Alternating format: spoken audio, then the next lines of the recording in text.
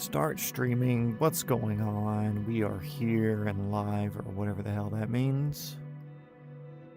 Let's make sure I got this open appropriately. Sick, there we go. 3D printed a new stand for my phone. And now I can get this over here. Where's my mouse? Achoo.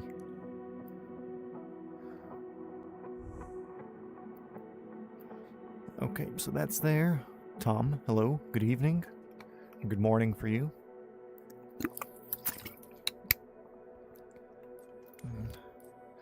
It should be set on live. Why is it not live?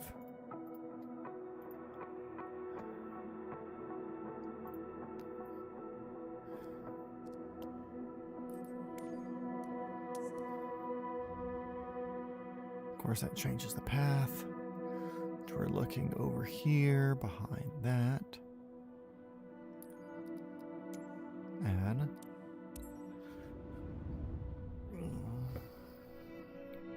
happy Father's Day, thank you. Nearly lunchtime there. Sounds like you're in the wrong time zone.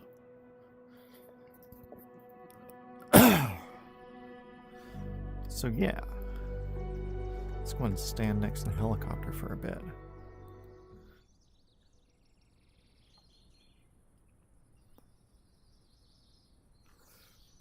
And I'm going to go ahead and post a picture in the Discord real quick.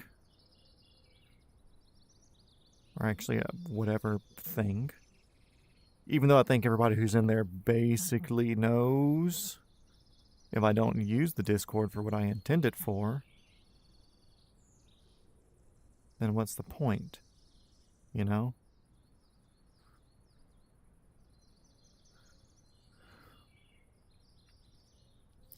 Also, I'm going to post a picture real quick in the making things section of the phone stand that I printed.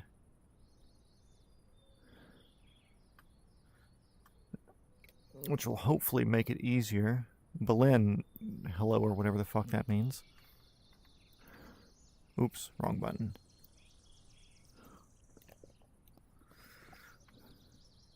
Let's see, I got a little bit of a...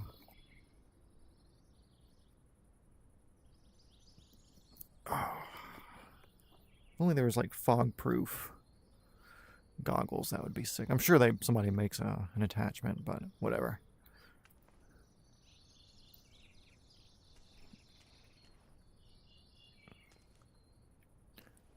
We don't have anything down there. Covers off. That is off. Should be good to go. Shift C. Sean, Belen, both of you, hello. And we're just going to restart where we were the other day, before the weather so rudely interrupted us.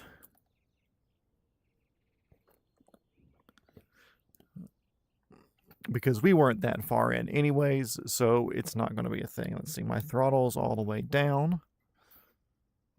Nope. Battery strobe. That on. That's good. That's good. Blah, blah, blah, blah, blah, blah, blah.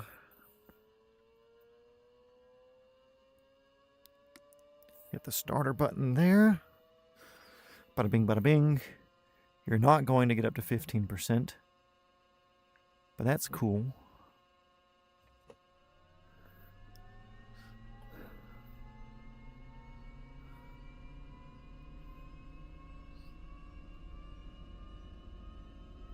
Yeah, the shotgun, it's still in the exact same place, to be fair. But it's slightly in a different orientation in the exact same place. Okay, and one's looking higher. We can flick that. We can flick that. We can flick that. That's all good. Can't put the cover up. As cool as that would be.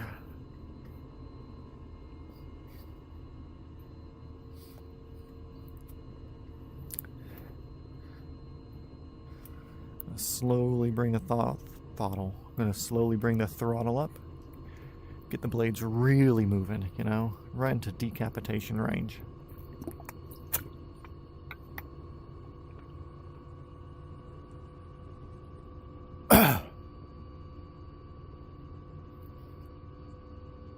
Yeah, no reason for power loss today, hopefully. I mean, you say that, but my neighborhood used to be fucking bad about losing power. We had like one choke point where power came to it, and it was just like every time something thought about being windy, we would lose power. But we complained enough to the local power company, and they have remedied that. No reason for you to go over. You got the governor on. Oh, let me put it to 100%. Yeah, there we go. Cool. Self-regulating. Other than meteor. Hey, the World War is not too far away. Okay, let's see. Controls are good. Landing lights are on. Governor's on. Throttle's up. All my gauges are in the green. Gimp, I'm not going to kink shame you, but let your traffic know that we're about to take off from the ramp here. This is helicopter 420 Foxtrot Whiskey. Fuck wagon, if you will.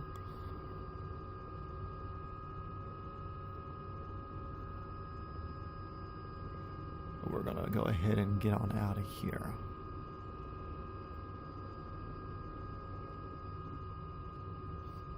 Clear right, clear leftish. So we're gonna go and just start scooting this way a little bit, you know. Blow these gliders around. They do fine in heavy wind, so us going right there is no issue to them.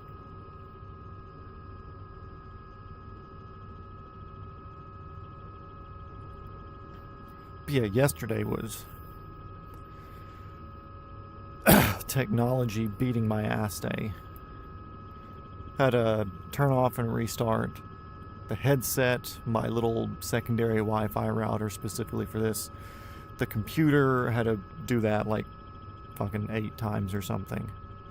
And during all that, I was also designing the phone mount. So I was doing that, printing an iteration, doing something else, printing an iteration of it. So I was doing that in the meantime, and I got the first part done, and I was happy with that. But then we gotta get to the boob over here, that's right. Yep. And we're gonna basically replay yesterday. Except we're not gonna get to see the helicopter that was coming down the coast. Unless there's another one up, but that's TBD. Blah, blah, blah, blah, blah. But yeah, so I made the phone mount, and what it is, it's the first part just kind of holds the phone, and it has like a 1/2-inch slot on the back side that's kind of angled and offset a little bit, so it leans towards me and like kind of tilted to the right. So if you can imagine my phone sitting next to me completely like this, it's tilted up some and back this way, but not a whole bunch. And then there's a bracket on the bottom that it slots over that mounts to my little table here. Ooh, I might be lucky today. We'll see. I may zoom out on the map just to keep a better eye out. Anyways, so yeah, and then I have a hand screw piece that goes and clamps that to the table. So even if I knock that, it's not going to slide off. It's kind of clamped on with a built-in screw and thread and everything. And I didn't realize, but on Fusion 360, when you apply a thread to something, if you don't click model threads, it actually doesn't put the threads on there. It just kind of like gives the image of threads. So that way, if it's not necessary to model it, if you're designing like a non-printed part or whatever, it's like, okay, cool, no big deal. You know, you're not wasting computing power on polygons. But I didn't know that, so I kept printing, and like little cylinders and smooth holes kept coming out, so I wasted like 4 fucking hours printing this. But it sucked too, because on that, it was like, hey, update, so I clicked update, and then it didn't work anymore. None of the printing worked. And it's not like I'm downloading or using a third-party software that Bamboo doesn't seem to like. I'm using their shit. But I had to backdate 2 versions of firmware on the printer itself to get it to work again, which is fighting with it, checking forms, running it through Grok, trying to figure whatever out for it. And finally got it to work. And then I went ahead and printed 2 different phone cases as well, which I didn't design those. I figured I'd just take somebody else's design that they shared on Bamboo's file sharing service or whatever. Because although I could design a case for it, I'd rather not spend that time, because I've already ordered a good case. I just want something to kind of protect the edges and stuff right now, because it's so slick without a case on there.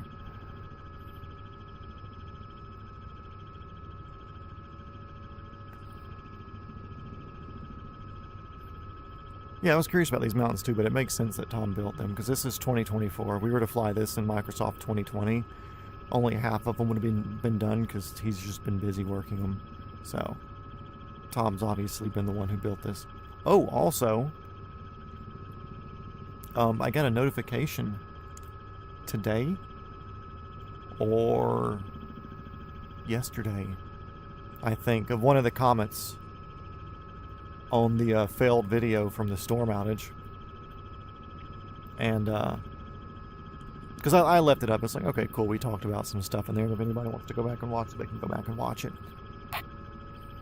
But somebody commented on it, and it was like, hey, I'm looking for that Discord if you want to share it. So somebody who I don't think I've seen in the stream commented and asked for it, so that's cool. I do have it now, though, in the About Me page, or the About the Channel page on YouTube. So if you go to YouTube and click the About tab, or whatever, or channel info, or links, or something, I've got the Instagram and the Discord up there.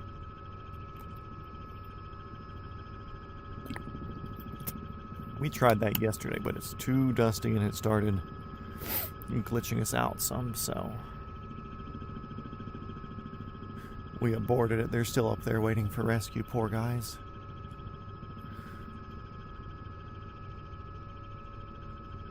I will say having the phone stand right here is nice. I'm not having to look all the way over and read a phone that's 2 or 3 feet away. It's right next to my knee now, so that makes it convenient. I gotta get used to it though, because that's where kind of in the direction where I used to hold my my mouse at. I've got a mouse with a thumb ball, because if you have a full mouse you have to move the entire thing around. Thumb ball, you can just kind of leave the mouse in the same spot.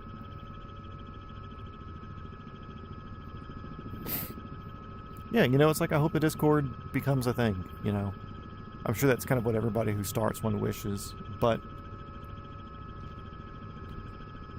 kind of the ethos of the channel anyways, at the beginning, was multi-shop Matt, like multi-shop. Because I can do a lot of things, you know, I can weld, I can fabricate, I can fix things. That was a twin? Yeah. It kind of looked like an AS355 in the video, but it was so blurry and I didn't do any follow-up looking into it. I just kind of wanted to, like, okay, cool, where is it? And I checked the flight radar and I didn't see it on Flight Radar 24. Of course, it may have only been up for a minute, and I just scrubbed past that minute section. Anyways, yeah, AS355. Which is basically an A-star with 2 engines. Give or take some differences, but you get it. Blah, blah, blah, blah, blah. But yeah, so multi-shop Matt, like, I do a lot of things, you know. I have a unique job where I get to do a lot of firearm stuff when I'm doing the armor bit. I get to build movie props and stuff, which is completely different than what a lot of people think. I do a lot of stuff like that in my spare time as well. Work on cars, getting into more real-life aviation. So it's all stuff that I want to share because I think it's cool. And when I get bored, I actually go out and do fun stuff with these projects as well. So that's something I'd like to document. And figure multi-shop would show off the multi-shop facet of everything that I can do. So yeah, that's kind of like the Discord set up the way it is, and I want to keep growing it as I start doing different things, but I want to be able to show those different things and other people to show their different things. For anybody unaware, we are now hovering over McDermott Aviation, which is a helicopter operator here in Australia, and they do a lot of heavy lift fire stuff. The Bell 214 is kind of their weapon of choice. Actually, if we can set down without it messing with us like it did yesterday, because like I said, I felt a bump landing, kind of like I was bumping into something even though we weren't. If I can land, I want to update our server on the in the description.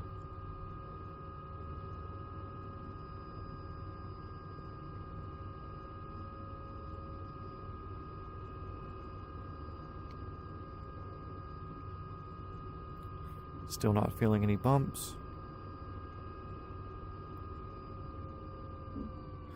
Cool, we're gonna pause it real quick, check which online server we're in. Online. East USA 60 milliseconds. Let's go ahead and edit that real quick so that way in case anybody wants to get on, they can. Let's see. East USA 60 milliseconds.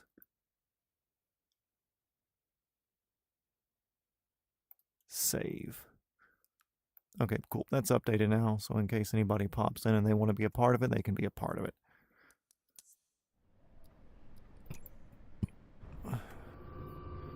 So yeah, McDermott Aviation, everybody. It's a cool place. The 214s are very cool. Robert. Dirt track racing. Personally have not done it, but we have done some work for some teams in the past. With a shop that me and my friends had started at one point.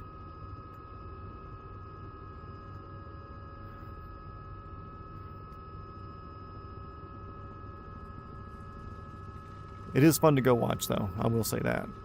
Dirt track racing is an experience that everybody needs to be a part of at some point. Okay, so now we're going to start our more southward journey towards Sunshine Coast. But yeah, I do enjoy dirt track. I don't go as often as I need to. I've got free time right now, so I should. I think the track closest to me does Thursdays. So that would be a pretty easy trek to get to.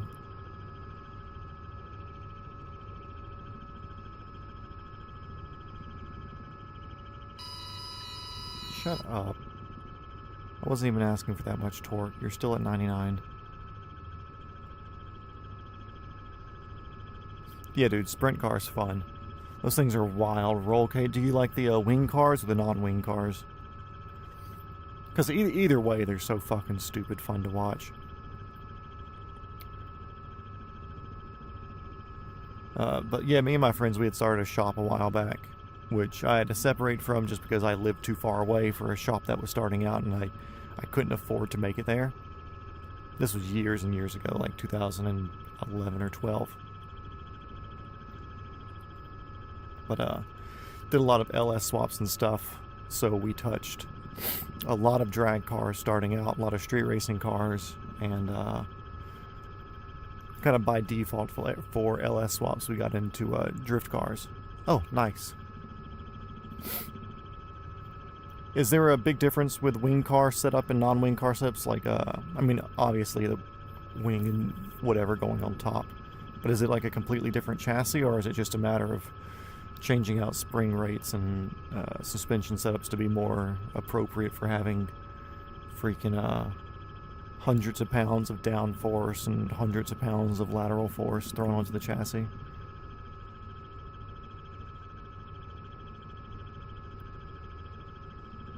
Another crash happened in India. How soon? How recent? Because I know there was one like 2 weeks ago that was I want to say it was an Augusta 109, where they had lost power or something, and it looked like they did an auto into a road. Totally different setup. Gotcha. Yeah, I didn't know because I've seen both. Don't know if I've seen both in person. Usually, the events that I go to are all like outlaw style, late model cars. If anything.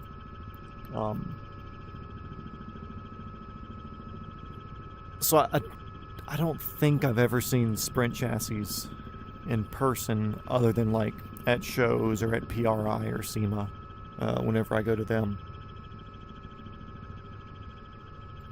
There was a Bell 407 crash yesterday in India. Huh. Honestly, I probably saw a video of it, but I probably didn't know if it was something recent or not. Dude, my fucking Instagram DMs are so fucking silly. Because I've kind of... I don't want to say manifest, because I think manifestation is just a different way to define prayer. But I've definitely put it out into the universe that I plan on flying helicopters professionally, and that everything I'm doing is around the same time as Keaton's. Okay. They're blowing Keaton's out of proportion. It was a dumb fucking crash, but they're blowing it out of proportion just because of who owns the helicopter.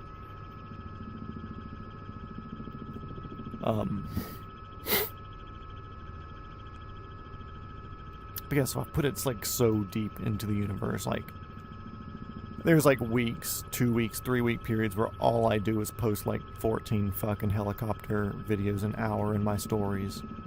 Just so I see it, I'm like, hell yeah, and then I share it, you know? So of course, whenever somebody sees any sort of relatively interesting helicopter video, they send it to me. So I could pretty much hop on Instagram, never scroll a single thing, but have like 70 or 80 people all send me the same fucking videos that I would see if I just scrolled my timeline anyways. Yeah, dude, that 787 crash is fucking wild. Did you see the recent thing? If you're in the Discord, I think I posted a link to it in the Discord. But if not, that video that everybody had seen was an iPhone recording, but somebody recording the screen of the iPhone. So you didn't get to hear the sound, you didn't get to see it as close up. But when you watch the full resolution video, you hear a as it goes by, and you can kind of see a shape on the bottom. And the RATS is out, which the RATS is the propeller that can drop out of the bottom of an aircraft that can run the bare minimum electric and hydraulic systems if there was a major electric, a major hydraulic, or a dual engine failure, especially for the 787. So the RATS had dropped out, so either there was a big double engine failure, a big hydraulic failure, or a big electrical failure. So what caused that failure, we don't know, but the RATS was out. It auto-deployed. And so it's kind of looking like it might have been a dual engine out scenario, but now it's just a matter of figuring out why 2 engines went out.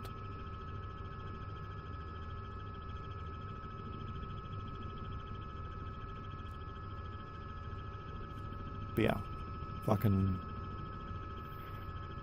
Also, absolutely unreal that one dude survived. Seat 11A if you're flying a 787 TAC 8, like, I'm sitting in seat 11A, and I'm refusing any other seat.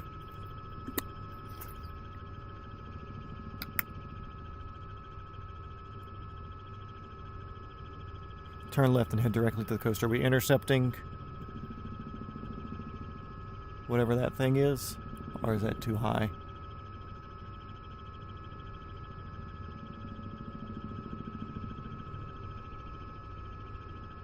Do you think that's the one? They're looking way too fast, though.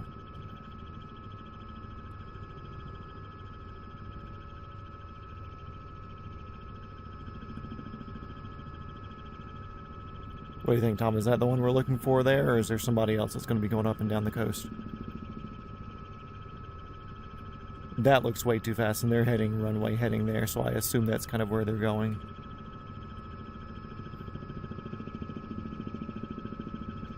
Oh, X2 Alpha? Hey, that may be G2S20M.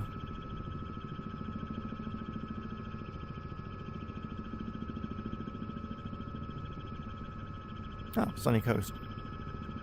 QFA 902, yeah, that was QFA's Qantas, right? Oh, look at all these ridge houses. I wonder how expensive they are, Tom. Oh, we got a ridge. Oh.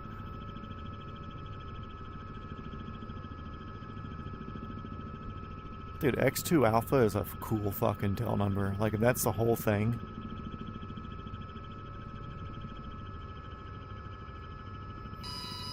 Shut up. You're fine.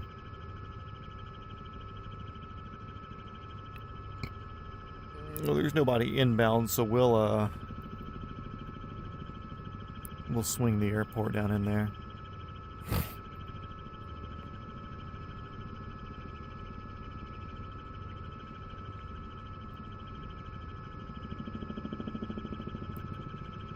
Hey, we're actually doing 120 knots now. What a miracle.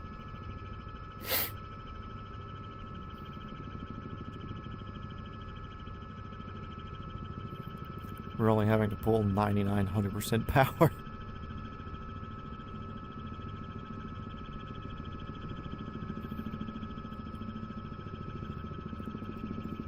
Man, what a cool fucking tail number wasted on an R22.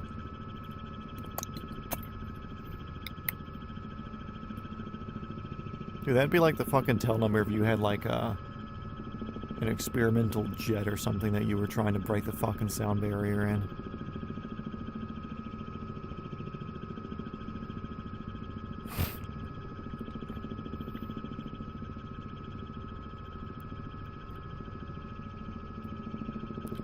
And I just have our final destination set to that airport down there.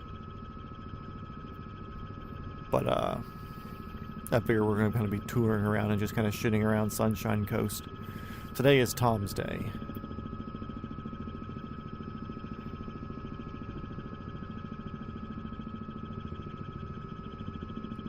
We'll play camera ship.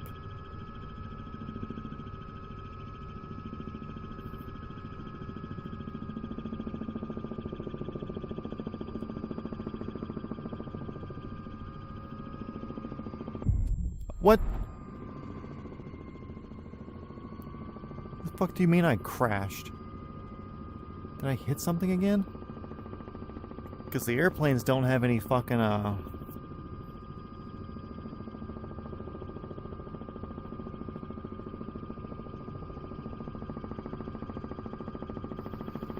They don't have anything. Yeah. What the hell was that? Dude, Australia's got the worst fucking rendering as far as I'm concerned. I can't get anywhere near the ground here.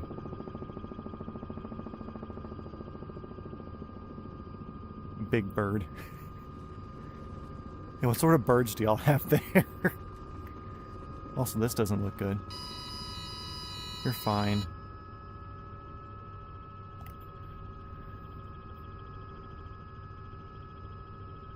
I'm learning to fly helicopter in the MSFS2024, and when I raise it,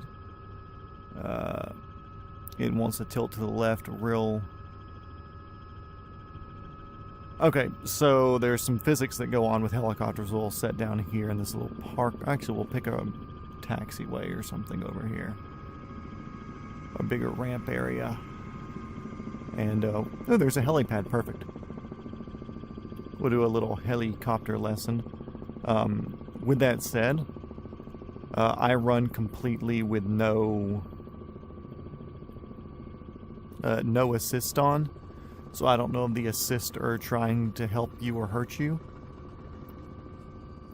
And what way was the wind at? That way, so we'll turn around into it.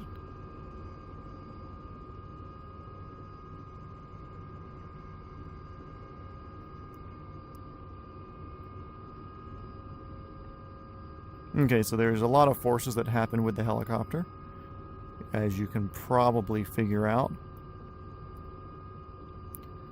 First thing I would say, make sure that all of your controls are working, where left, right, forward, backward, make sure your pedals left, right, and make sure your collective works. But if you're already having that issue with the collective, then understood.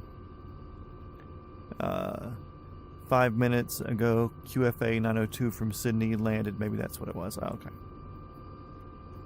Okay, so as you pick up the helicopter, you're increasing the pitch on your main rotor blade. So right now with the collective all the way down, you can imagine the pitch of my blades is kind of like that. Whenever you go to lift up, it'll add more pitch, which increases the lift, but that also increases the amount of torque getting sent through your main system, which means it wants to rotate your helicopter in one way. So that's why these aren't called rudder pedals, they're called anti-torque pedals. So if I just keep my pedals completely centered, I'm not going to touch them. I will use my cyclic to keep us from dying. But as I pick up, you're going to see that we just go to the right. As I add more collective, we go more to the right. And that's because the engine's twisting the other way, and it wants to twist the body of the helicopter with it.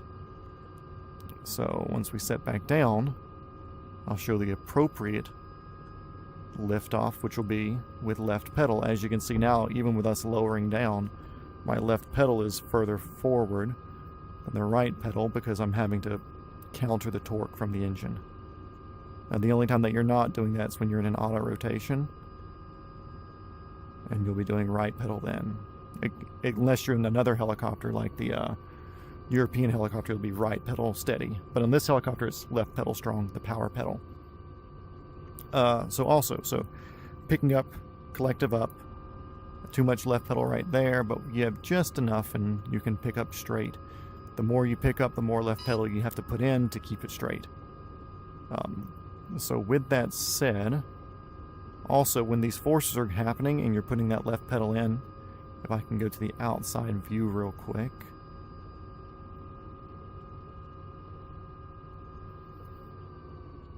Let's see, it's right here. So the tail rotor right here, me kicking my pedals is adding more or less pitch, which you can actually even see the little pitch link there moving in the middle. Putting more or less left thrust or right thrust, depending on which pedal you push, will actually push the helicopter one way or the other way. So even if I'm pushing on the left pedal to help take off, to where it's thrusting this way to keep me straight, that means it's blowing this way. And if you look at the center line of the helicopter, let's see if I can split the difference. Yeah, here. This isn't exactly the center, kind of the center point of the helicopter's here, so it's going to kind of tilt the helicopter one way or the other because this isn't completely on axis. So that's why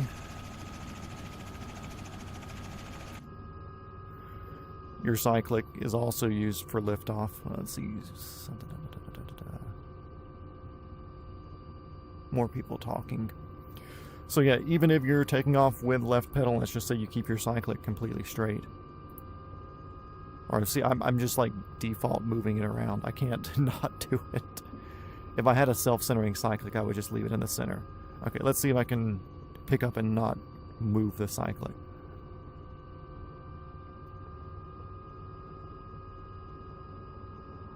Man. Oh, damn it. This is lesson time, that doesn't count. I don't even know what the fuck I hit back there. There's nothing behind us.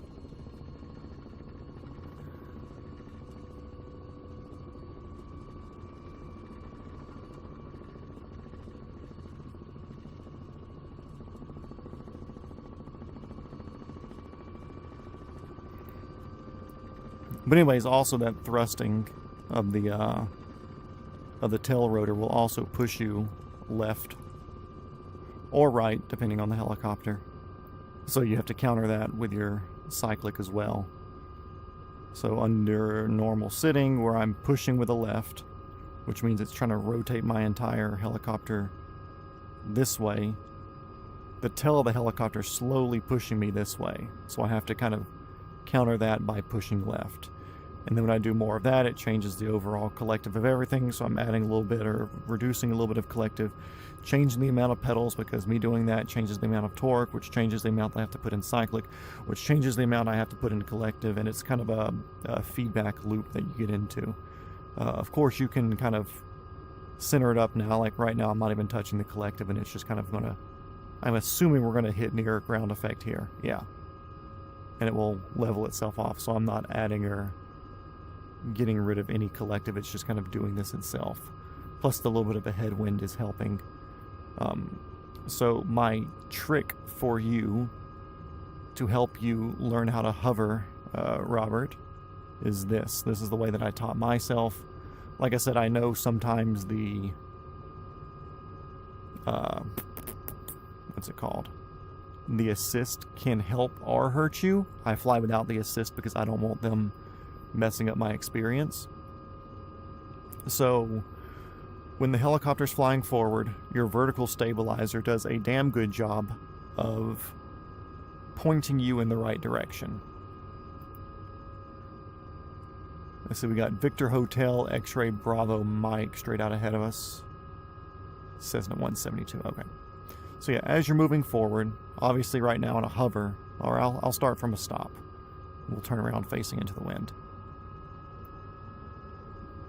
So at a hover, I'm having to do all these inputs, which it's a balancing act, and it takes most pilots, an average pilot in real life, like 10 to 15 hours to get good at hovering. So I can lock in my pedals right here. You can see I'm going to even them up. And I'm just going to not worry about torque input, not worry about overspeed or underspeed or anything like that. I'm just going to pick up and start moving. I'm still not touching the pedals. I'm just letting the forward air movement get us going forward, because right now I'm just steering with the cyclic. There's nothing else that's happening. And that's because our vertical stabilizer in the back is keeping us straight. Forward airspeed goes over the vertical, and that makes us move in the direction we want to go. So then now, as we come to slow down, which is by pulling backwards on the cyclic, but also lowering the collective. So as we're slowing down here, I'm going to put my foot back on the pedals.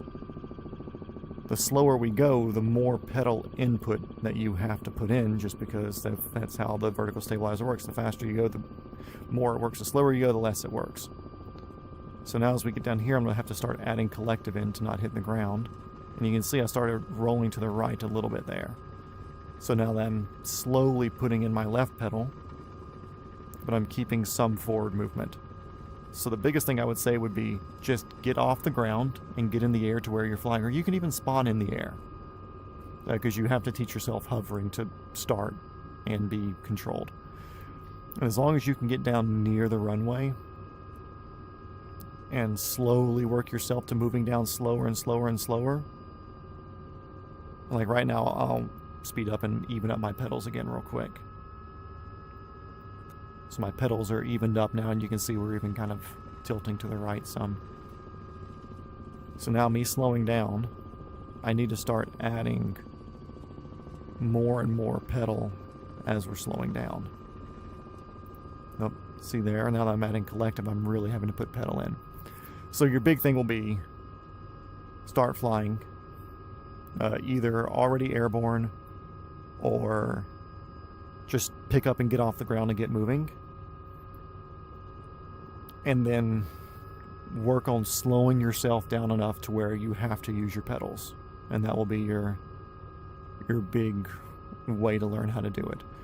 Because without having an instructor sitting next to you, babysitting two controls while you work one control, where they're doing the cyclic while you're busy trying to do the pedals, and then you're trying to do the collective, or they're running both, and anyway, it's a huge pain. So I suggest either starting airborne and working your way towards the airport slower and slower and slower, or when you start, just get off the ground really quick, push forward, get your forward airspeed, don't worry about your rotor RPM or anything, and just get moving first. That would be my big suggestion for that, because there's so many different little physics things that are in play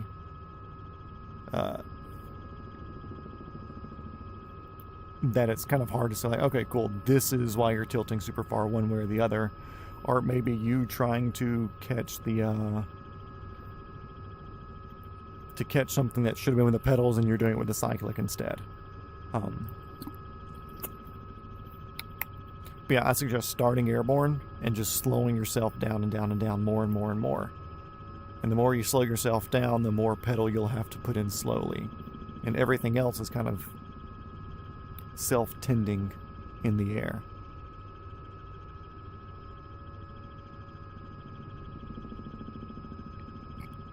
Make sense? Make enough sense?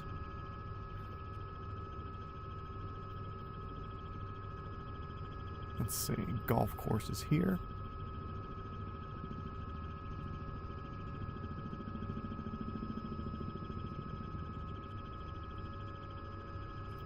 Get back over in this.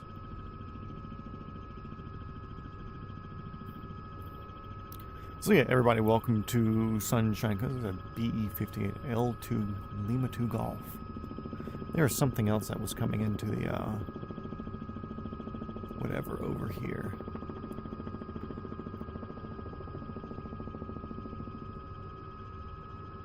We're just kind of exploring Sunshine today.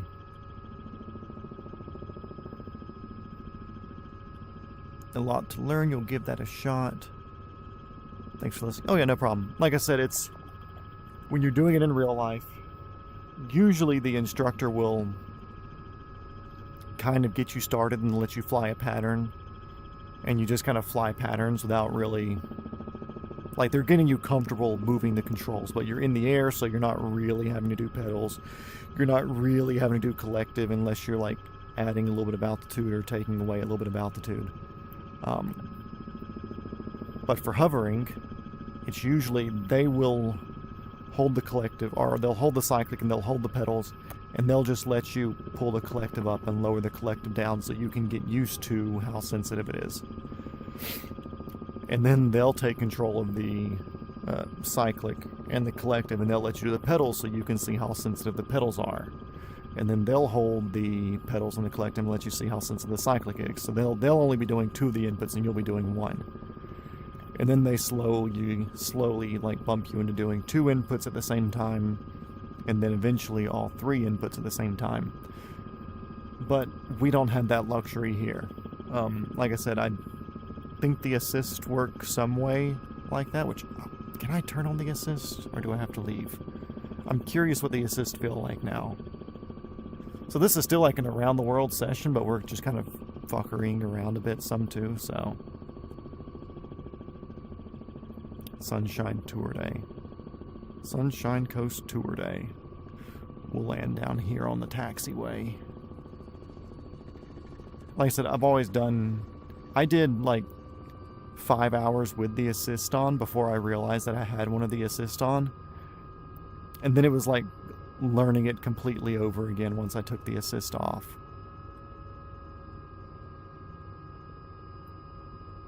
Let's see, let's do it in... Actually, let's center it up. I was going to pick left side of the road since we're in Australia, but... Oh, see, I bumped something right there. I didn't fucking do anything. What did I bump? Yeah, there's a lot wrong with the Australian photogrammetry, because I just bumped something on a taxiway. There's fucking nothing there. Let's see, can I do it here? Whether it be... Nope, I gotta go to Start Menu. Let's just see what these do. Assistances. Helicopters, assisted, cyclic, tail rotor, and collective. Let's make it let's make it as bad as it can be.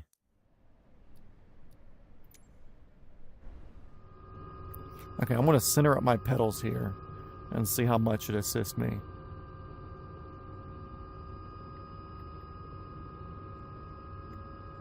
Okay, so it gave me a little bit of right turn at the beginning, but it straightened me out.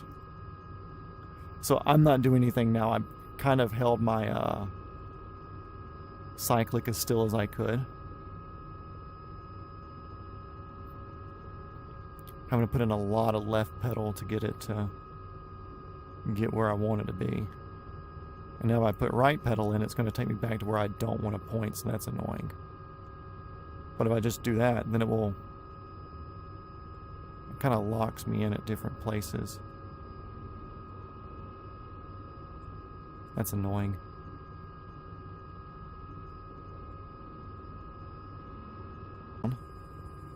There we go. Really lowering the collective. There we go. So yeah, it almost feels like somebody's got two hands on the helicopter on either side. Let's see. Let's definitely turn those assists back off. That's annoying.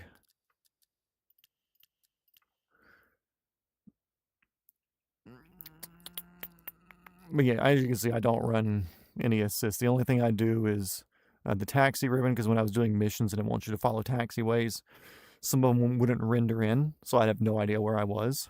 So the taxi ribbon was nice. Everything else on is as on as it gets. Controls are obviously set up for my control setup. Hardware settings, they're all as linear as it can be. Resume. Yeah, so now, if I try to put myself...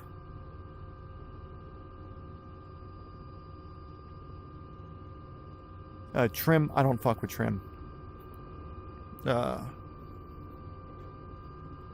At least for me, on my control settings, my cyclic is not self-centering. So if I let go of it, it just falls to the side.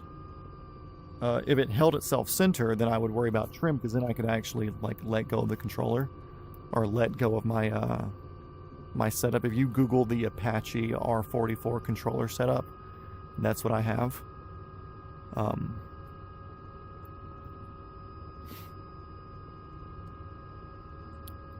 So it doesn't hold itself center, so trim means nothing to me really. But see, now if I try to put myself in a PIO situation, let me get out of ground effect a little bit. Like it'll really swing me around. And when I put in my left pedal, it takes me to where I want to be and it holds me there. And if I put in neutral pedals, then I just spin because that's what it would be. But yeah, I don't care for the assist. They're good if you just want to casually fly, but I wanted more of the sim type experience with this. So yeah, there's that. Okay, Timothy, where are we heading to? We're leaving Sunnyside Up Airport now. Heading down here, because we have to do our stop there, obviously. The PNX Pro with 4-speed. PNX Pro. Not sure what that is. Let me Google that real quick while I'm flying. I'm sure that's safe. PNX Pro. Or was that the Puma?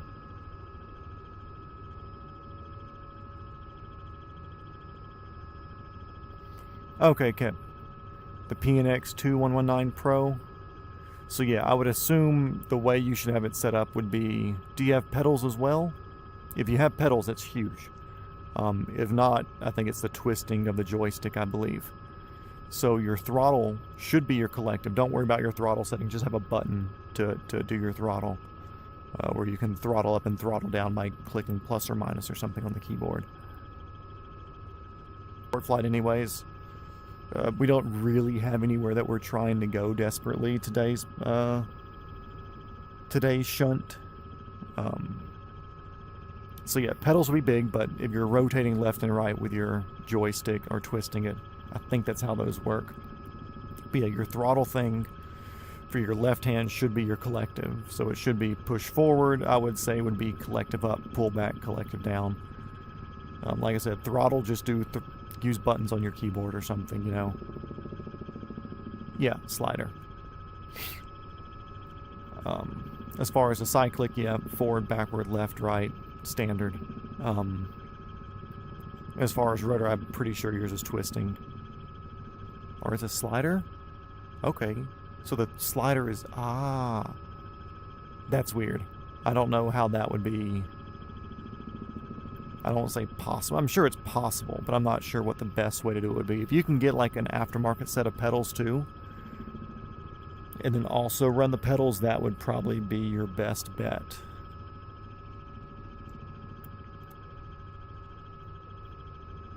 Stream estimate last, we're just going to kind of shit around today. We're not really going far.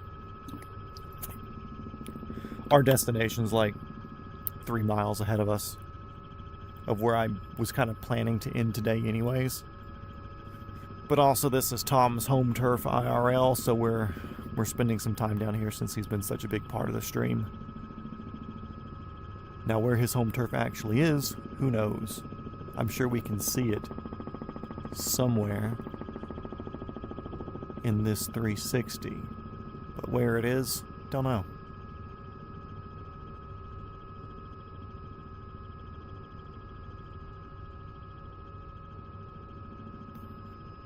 Okay, the slider is throttle, the bigger thing. I would say unmap that from throttle and map that to your collective. That would be my big suggestion for that, because you really don't need throttle control in helicopters. You set the throttle and you're done. So as long as you can turn your throttle to 100% and have a governor turned on, you're good to go. I have a throttle on mine that I can actuate, but that's because I have a very specific helicopter setup as far as controls are concerned. Victor Hotel Zulu Oscar Bravo. What are you? Another 172. But yeah, you definitely need the very specific. Welcome back, Timothy. Yeah, unmap that from your throttle. Like I said, just put your throttle as a plus up and plus down button sort of thing, because I mean, Tom can tell you the only time that you need a throttle in a helicopter is when you're starting up and turning off to get your engine up to speed. And then also if you have like a governor failure, which if you're not going to simulate a governor failure, no need for it, or a LTE, which is a loss of tail rotor effectiveness or efficiency. And the way to counteract your torque then, if you're hovering, is to let off the throttle, because that lets the torque off the engine and your helicopter should help stabilize enough to get forward momentum. Anyways, you don't need the throttle in the helicopter. If you can just plus up and plus down, or page up and page down or something, that would be what I would set it up to be. Or find some buttons on the controllers to make throttle up and throttle down. But I would make that slider with your left hand. I would make that your collective. And then, of course, forward, backward, left, right on the cyclic. And then your twisting would be twist left, left pedal, twist right, right pedal. 2 gold bars. Man, that's some money right there. Yeah, that's my suggestion for you, Robert. And if you can get pedals, if you can swing getting a set of pedals for cheap, for 99 bucks or whatever from Amazon, then I would say do that, because having the pedals there to where you're not trying to do everything with one hand really makes a difference. Or doing those 2 inputs with one hand really makes a difference. Yeah, of course. I'm here for all your helicopter simming needs to a certain extent. I understand what I'm doing, I understand what works, but I don't know how I got here. Okay, Tom, what's the game plan? We got 3/4 of a tank of fuel, and we're here in the zone. We need to drop by the little airport that could down here and land on the ramp there just to say that we did. But from there, we're basically under your touring and control. Margaritaville sailing vessel.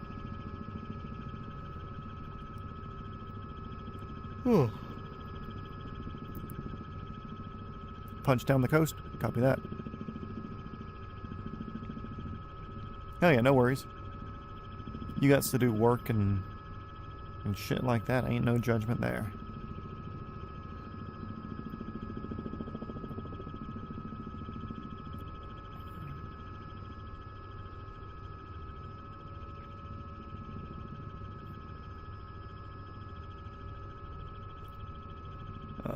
One more thing. Do you like trucking? I have both Trucking Sim Euro and ATS. I've never tried it. I don't know if you've ever heard the story about why I even did flight sim in the first place. I'm trying to fly helicopters in real life, and the process of learning how to hover takes average people anywhere from 10 to 20 hours on top of everything else. So instead of getting your license done in the federal minimum of 40, most people do it in like 55, 60, 65 hours. And at the cost that it costs to rent helicopters, that's a big investment to spend an extra 15 hours learning how to do something. as simple, I don't want to say as simple as, but something basic like hovering. So I got my controls and everything, and VR, and built a PC, spent around $4,500 altogether. So pretty much if I save 12 hours, and I'm as close to 40 hours as I possibly can be, then my setup's paid for itself. So I kind of got the... What's that, Tom? Is that just a park? So I basically got into flight sim. Other than just liking aircraft in general, I got it to teach myself how to hover and how to do auto rotations and procedures and stuff like that, because I said, okay, cool, you know, if this will end up saving me 20 hours of stuff, then that. With that said, I know how to drive, so I really don't need a driving simulator. And this is kind of my cool down, chill down thing. I understand maybe wanting to learn how to back up trailers and stuff, but it's just never been a thing for me, you know? Plus, that's a whole bunch more setup and everything else that I would have to get that I'm just not trying to put myself into at the moment. If I do get anything driving-wise, it'll be more of a racing sim sort of thing with a hydraulic handbrake and good force feedback steering wheel and everything, so that way I can go drifting in places that I can't afford to go in real life, and get something like a Assetto Corsa or so that's that. The trucking simulators are cool. I've watched them. The graphics are fucking sick. But I just don't think it's a thing for me. Like I said, I kind of did the helicopter thing more out of a necessity, really. Not a necessity, but just like a preference. Like, I'd rather do this and put myself in the zero repercussions machine than, and crash here a million times trying to figure out auto rotations and doing hovers and things like that, than having to get in and pay $400 an hour to have an instructor yell at me and go, hey, do this, do this, do this, blah, blah, blah, blah, blah, blah, blah. It's like, no, man, I'd rather just sit here and learn how to pat my head and rub my stomach at the same time. And figuring it out for, I think what's currently equating to $10 an hour. Because if I'm $4,500 in this and I have like 450 hours total in flight sim, so around $10 an hour is kind of what I'm paying for this. Sorry, you gotta head off, got a job to do. See you, dude. We'll head down the coast, we'll make it down to like Brisbane or Gold Coast or something, and we'll just call it in there and shenanigans some afterwards. Then tomorrow we'll start heading west out. But adios, go have fun, glad you're here for at least a little bit of your hometown day.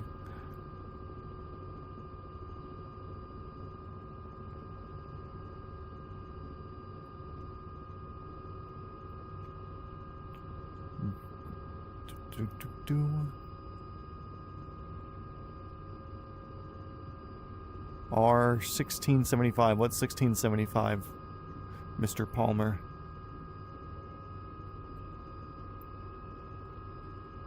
Romeo 1675. Dude, that was one of my cleanest approaches I've done in this series. Not because I was trying, but just because I was chilling and not trying to do anything fun or trying to speed up or hurry up doing anything. I was just coming in. Not my favorite set down. I've had a couple of smoother set downs for the series. But, I kind of really enjoyed that approach. But Romeo 1675, what on earth could that be? But yep, this right here is a helicopter tour company here in Sunshine Coast. And now we're just going to go head down the coast as suggested by our local. Throw a little bit of altitude because I think I saw some power lines out here, keeping our torque, which is our bottom right gauge, keeping it below 100. As we should. What? You're below 100. Chill the fuck out.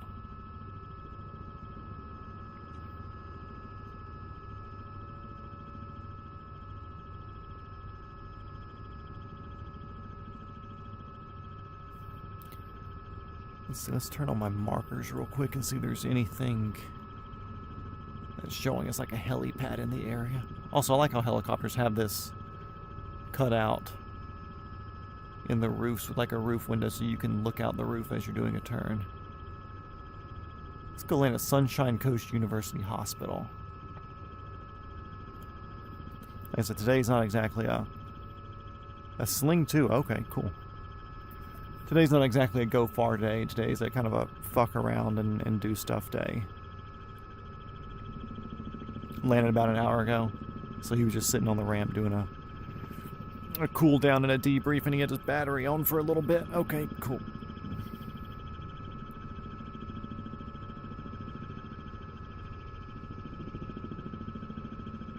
Dude, slings are kind of cool. Wasn't it a sling that the South African kid flew across the Atlantic in? Like sling LST? Okay,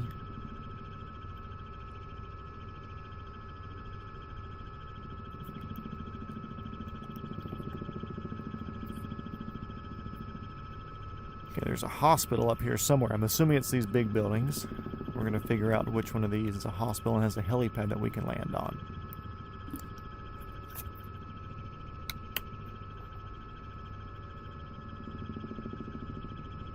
Also, there's like 6 or 7 people in here right now. Tom's gone. I think Robert and George are still. If you're in here watching, feel free to say hey. Say what's up. You got something you want us to look at here on our journey south? Let us know. We're heading from Sunshine Coast down to Brisbane or Gold Coast or somewhere like that. I think we're going to stop by Cutting Edge Engineering on the way in, because he usually has a helicopter that parks outside of his place. Not a real helicopter. I think I've heard it used to be a helicopter repair shop. Jean Boleyn, thank you for being here as always. Aviation One is making a sling HW, I think. Okay, cool.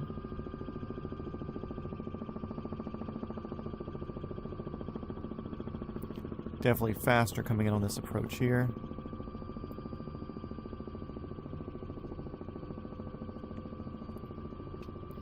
I think it's with a lot of medical approaches, they want you to come in very steep. Even if you're coming into a known pad where there's no overhead, or no, not overhead, but like no obstructions, like power lines or whatever, they still want you to come in with a very steep approach. The main reason for that is that there's an auto rotation or the engine loss or some sort of loss where there's a need for an auto rotation. Even though you're going slow, you have a very high angle where you can float down to your landing spot if necessary.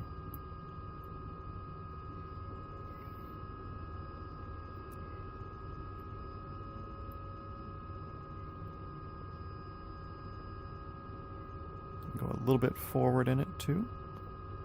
I'll put my nose up here.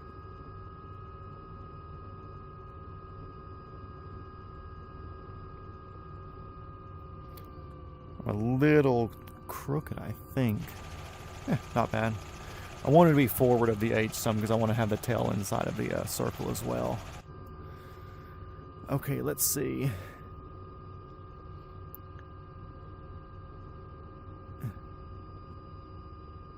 They're circling around the pad as well. Yeah, they'll do a recon circle to make sure there's nothing new or whatever. Okay, so the place we're going. I'll try to do this from memory here.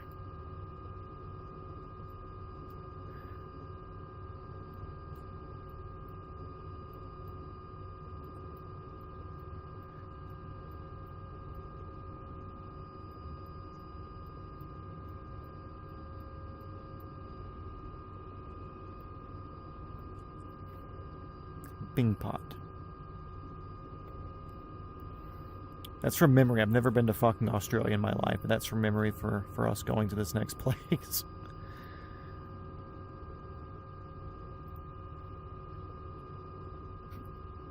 But yeah, so if you look up like helicopter operator's handbook or whatever, Make sure the mouse isn't on the screen for you guys. But if you look up Helicopter Operator's Handbook, watched a Bell 206 land and take off from St. Luke's in Polk County a few years back.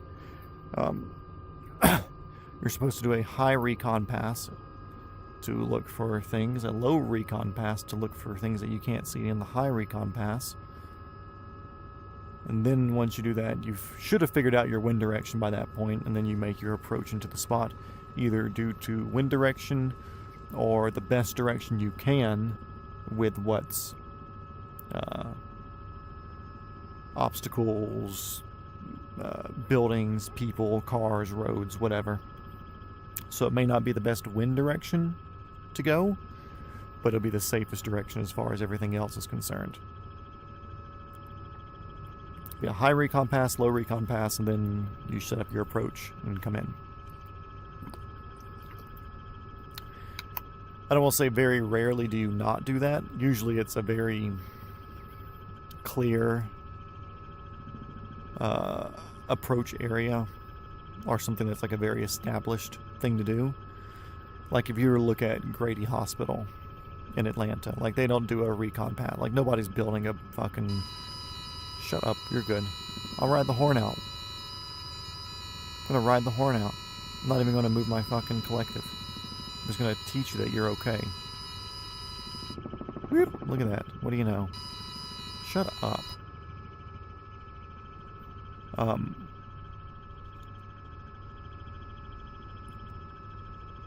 Be like nobody's building a power line through Midtown Atlanta at 30 stories up. So they're pretty much just kind of cleared to come across 75, 85 through the center of town, make a left, and approach onto pad. The only thing they have to worry about, there's a couple of bigger radio towers across the interstate. Then also the big Corey Tower in downtown Atlanta is also there that they have to worry about. Other than that, you know, it's the same old thing, you know, a very known, established, and unmolested approach path.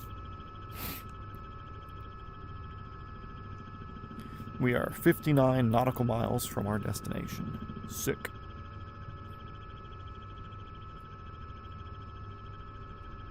Oh yeah, when they land in the middle of nowhere, that's when the, especially at stuff like that, you do your high pass, your low pass. Hello, Ocean View. Take care of all that, you know. I don't want to say it's things like that that really get you. I don't know. Haven't been there. But a lot of times you think, okay, cool, big field, there's nothing here. Well, what if there's a big cross-country high-tension power line coming through there that you wouldn't have noticed because it's one tower on one side of the field, one tower on the other side of the field, and a big stretch across that. You know?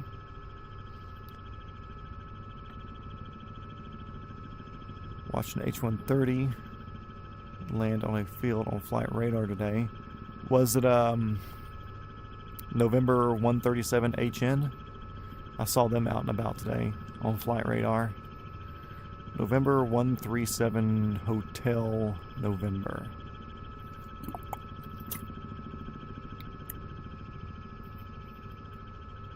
Also, the other H-130s in the area would be November 728 Alpha Mike, November 240 Alpha Mike. What other 130s are in the area? Those are the three main ones that operate more up here-ish, but I know they also kind of boop around to other places. But I don't know if y'all are getting any Florida 130s coming up into your area.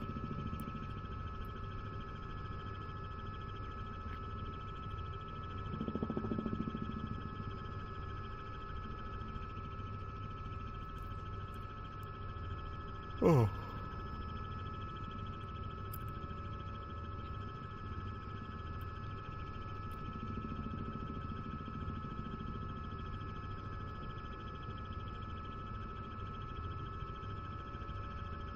Dude, whose fucking idea was it to fly around the world? What a dumb thing to do.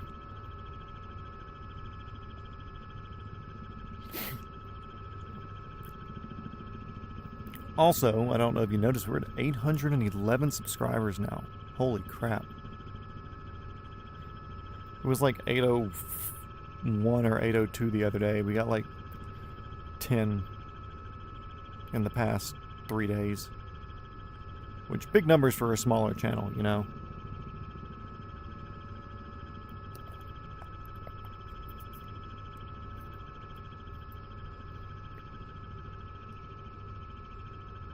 November 137, Hotel November. I knew it. Yeah, I saw them kind of pooping around today. I didn't see where they were going or landing. I was busy running around doing multi-shot mat existing.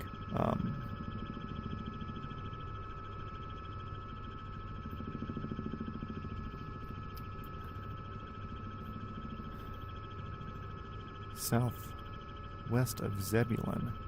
I have to rewatch that back. My friend lives in Zebulon, southwest of it.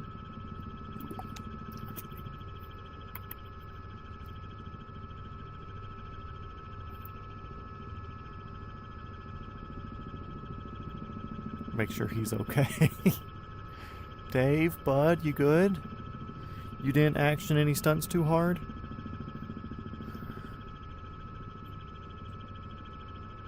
No, dude, I see Florida helicopters come up here. Some of them will do transfers up to Grady for their trauma unit.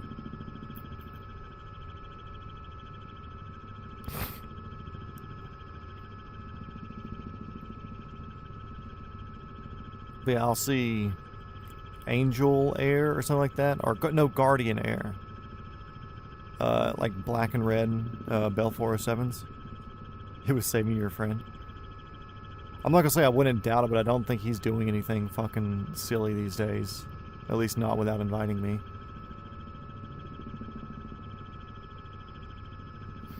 What time UTC did it land? Because I want to hop on Flight Radar real quick as we're cruising and look.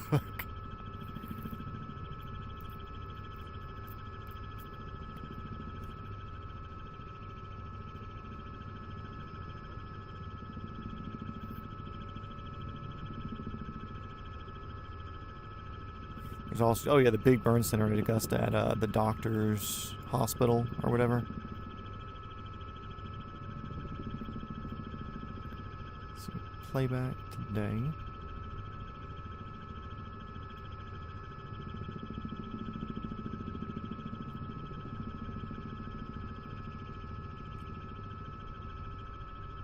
Okay, I see 137 going from Peachtree City to Griffin.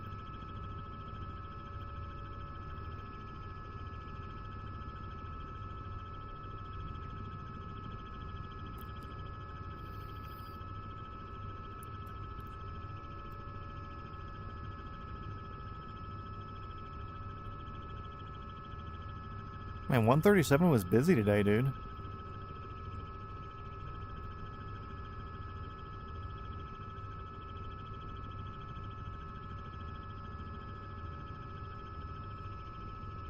It's like everybody in the Griffin area was just getting injured.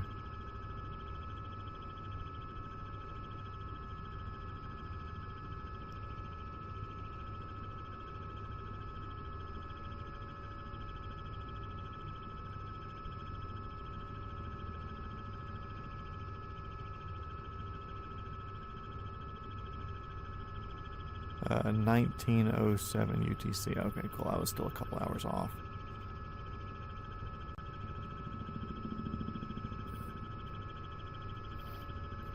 Okay, yeah, further south of his house, like 3 miles north is where my friend's at.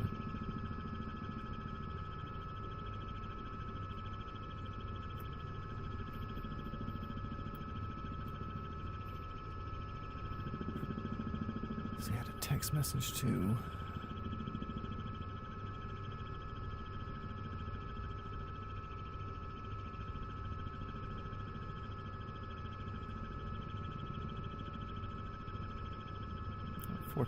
A. Oh yeah, that's what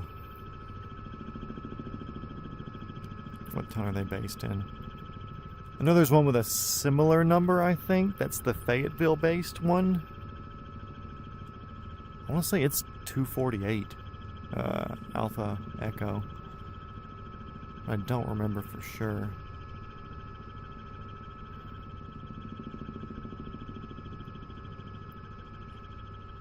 That's a 206L4, I believe, out of Fayetteville.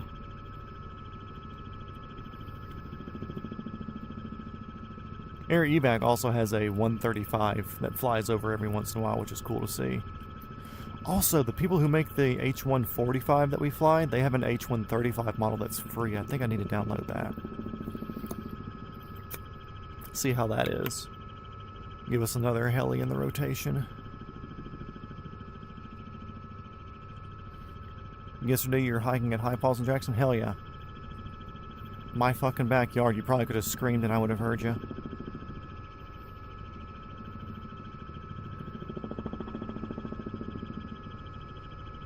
So on the east side of the river, did you go down that side, the one that doesn't have the giant boardwalk the entire way?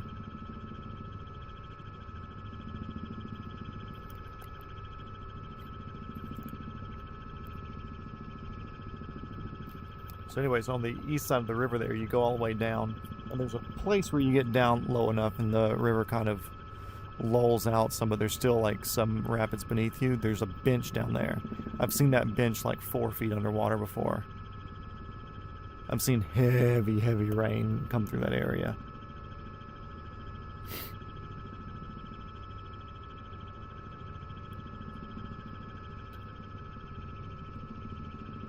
And you start making your way past all that stuff and getting off trail kind of back there on the peninsula, kind of back down there in the woods. That way you're away from everybody. Sit down there and chill, throw a fishing line.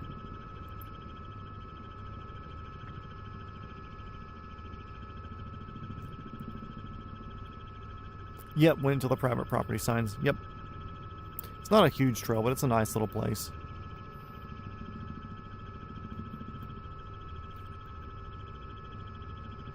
Victor Hotel Juliet Echo.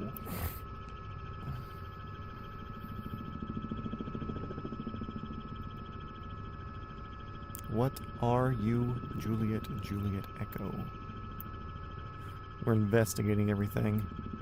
Oh, I sent the drone up today on the north side of High Falls because we're fighting development trying to happen there where they want to put in warehouses literally on the lake. It's like, dude, there's a whole fucking ecosystem here that y'all are trying to say that you're not going to ruin, but the impermeable surfaces will just end up fucking it. So I took some drone photos and stuff today.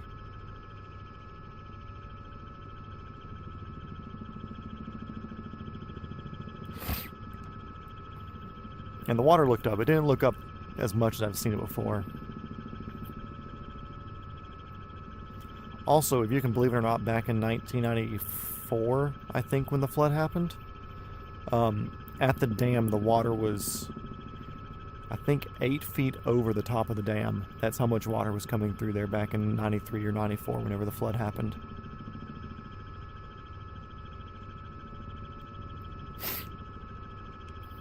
And that old bridge that's kind of like broken and torn down, the footbridge there near the ranger station, there's a piece of that wrapped around some rocks like 15 miles downriver,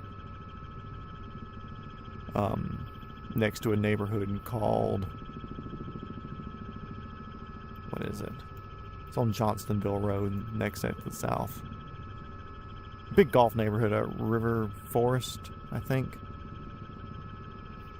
I dated a girl that lived out there once, and we were both doing cross country, so we did a run. And we went back to go diddle around some and dry hump in the woods, and one of the big rocks out there in the middle of the river had the big piece of steel wrapped all around it.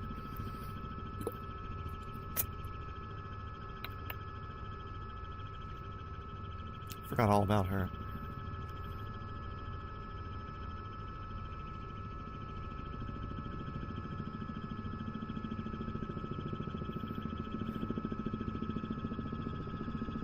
What's up with all these stupid airplane classifiers? The G1S15M, the G1S15M. Are these the 44s?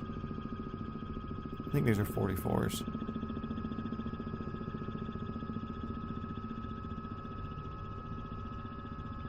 I mean, they're popping up as, looks like gliders or 172s or something, but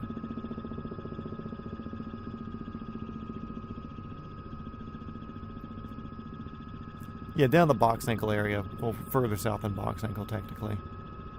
Johnstonville Road's the next exit south. And it's a big, nice golf neighborhood. Kind of in that area.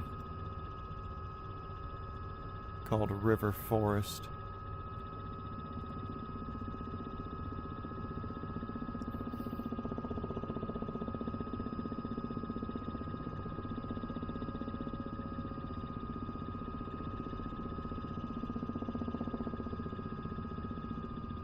Anyways, we swung by this airport and said, hey, now we can hit on literally, why?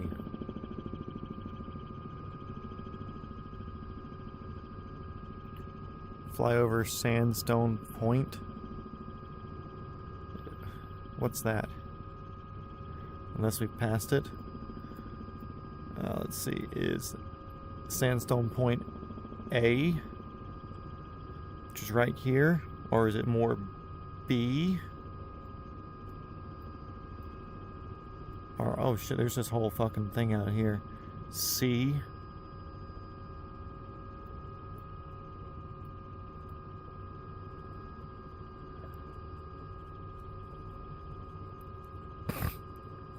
Because we can come out here and hit this island and swing back down, because this is where I want to go next.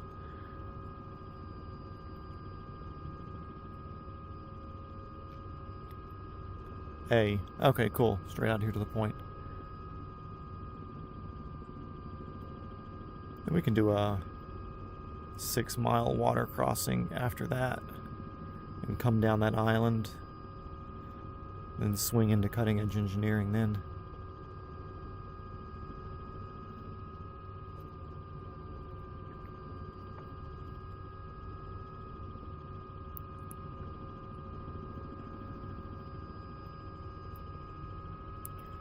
Let's pick these ponies up. Ain't no reason to go this slow.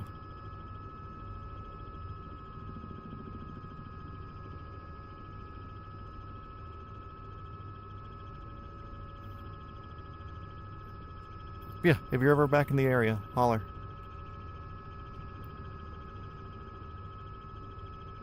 Also, pretty near where you were at was actually where the where Air Methods has a landing spot kind of designated whenever they're doing anything in the areas. Do a landing or something, not fucking here, I can't auto-rotate. We'll pick this field over here though. Gonna throttle down in 3, 2, 1, throttle down.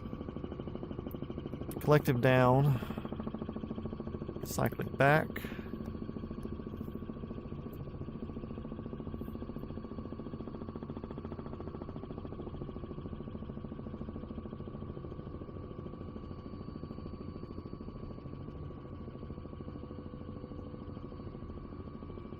Kind of managing my collective movement here. Come land down next to these fucking dudes.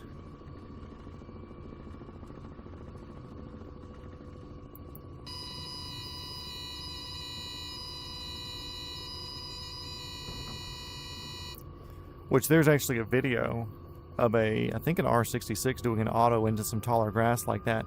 And he fucking hit hard because I guess he was assuming, kind of like I did, I thought the grass was a lot shallower than this.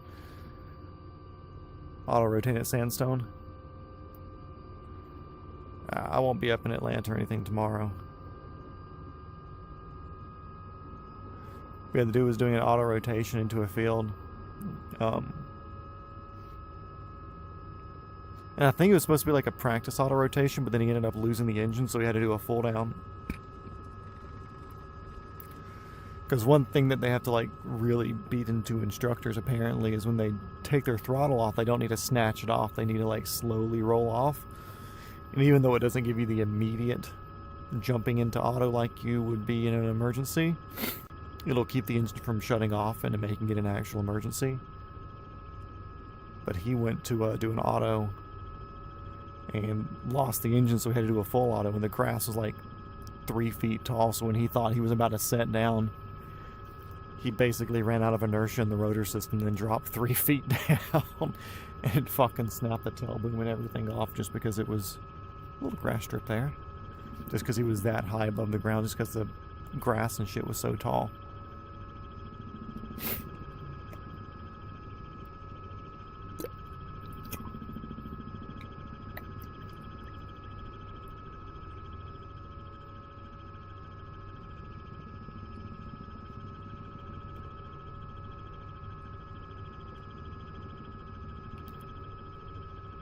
Sandstone Point over here, and we can see our water crossing in the destination past that. Sick.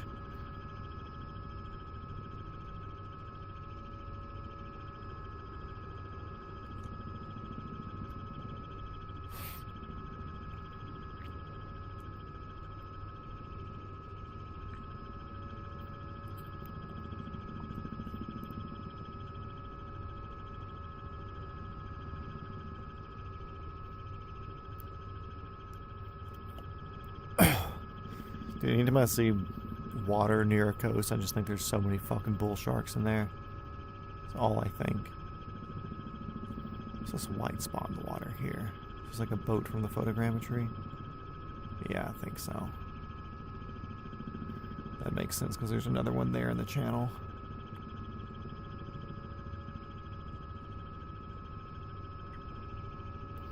Oh, there's actually islands here that just aren't rendered in. That's cool.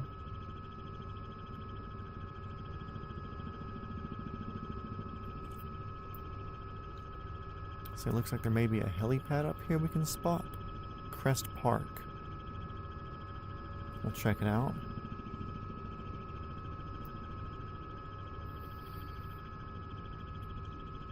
Love me places with helipads. But yeah, so on the Bell 407 smacking into the hangar door, that was Keaton's, which is the muscle. Dude, so many people were talking shit about that, like, oh my god, influencer with a helicopter, blah blah blah blah blah. And it's like, okay, well, what if it was a fucking normal person who was in a rented R44 and he just happened to fucking hit a hangar door? Because I mean, the muscle, like, guess what? He went through the same helicopter licensing process everybody else did. And he went through the same everything else as everybody else did to get training. And since he has the money, guess what? He can actually spend a good bit of money on getting good training. A lot of people will just fly by them fucking selves and maybe get an instructor every once in a while, but people like that, what the fuck? But a lot of... What am I hitting? There's nothing here. Weird. Weird. Still gonna try to land in the park here. Let's see. Cool. But, yeah, like, are there some rich people who get their helicopter license and just kind of stop training? Sure. But when you look at him and his group of friends being like Heavy D, who does a good bit of training, and all the other, Utah helicopter people where they're friends with people like Quantum and shit like that. They're like, they do a good bit of training, you know? And on top of this, it wasn't him flying, it was his one of his employees or something who was flying. Bribby, I assume that's from Brisbane.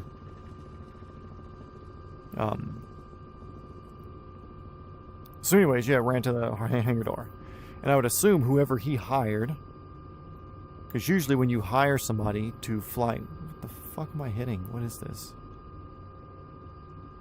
When you hire somebody to fly a helicopter, insurance won't let you hire somebody unless they have a significant number of hours.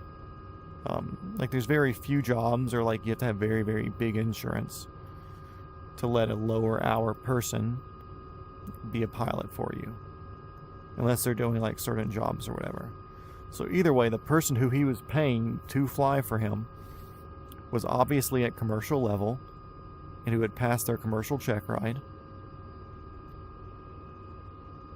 And of course they did something wrong. But because it was owned by Keaton, the muscle,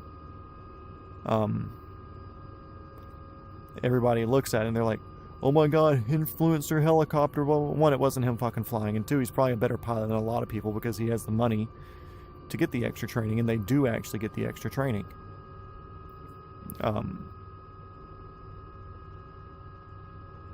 There's a place across the bridge. Gee.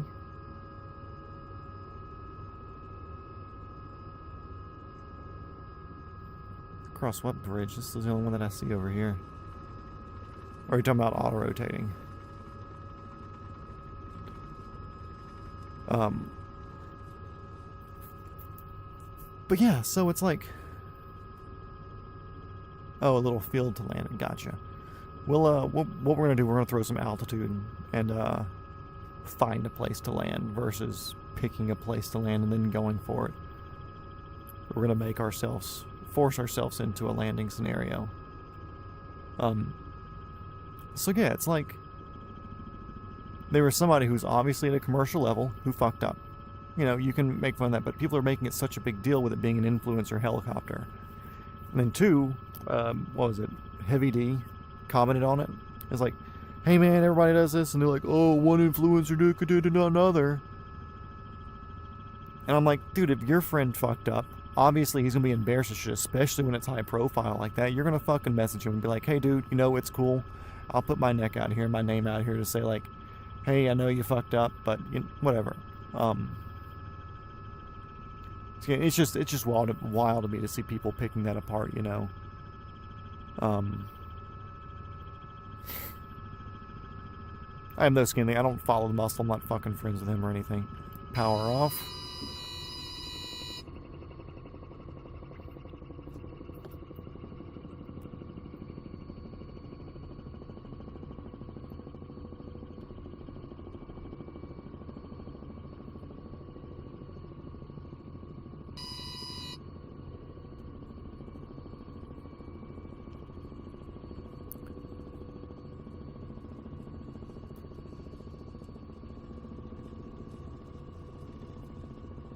Try to set it down this line right here.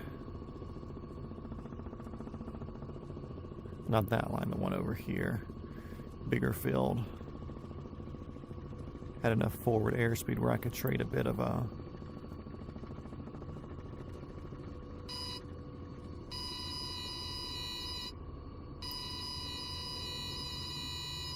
It's gonna be a rough one, boys. Hold on. Didn't have enough glide as I thought I did, but we're down. Anyways. Yeah, people are making a fucking big deal about it, you know? And like, yeah, you should make a big deal, because like there should be a big lesson learned there. Like, if you're on a four-wheeler to where you can bring out a helicopter away from the hangars and you know, take off away from in between the fucking hangars, then do that. That would obviously be the right move to do. I'm not going to say they didn't do that wrong or didn't do that right, because I'm sure they've also taken off from that spot hundreds of times and no big deal. But that bit of complacency can lead to going, okay, cool, like maybe we didn't close the door, maybe we didn't pull as far forward as we need to, blah, blah, blah, blah, blah, whatever.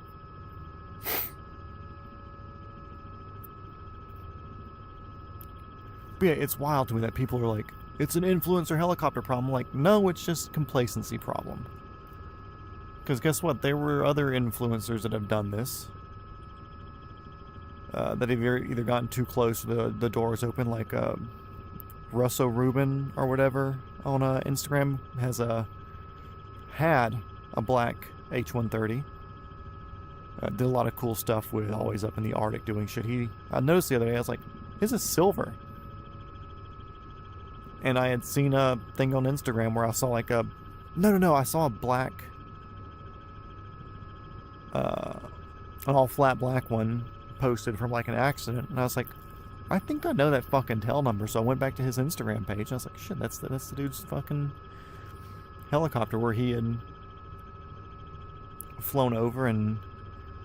Oh no, that's the place over there where the gremlins kept getting me when we were flying across over there. Nope, not going there. That's where we first learned that Australia is full of these shits that you just run into for no reason. Yeah,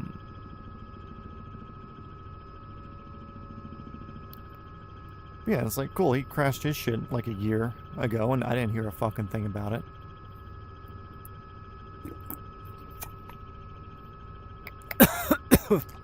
Uh-oh.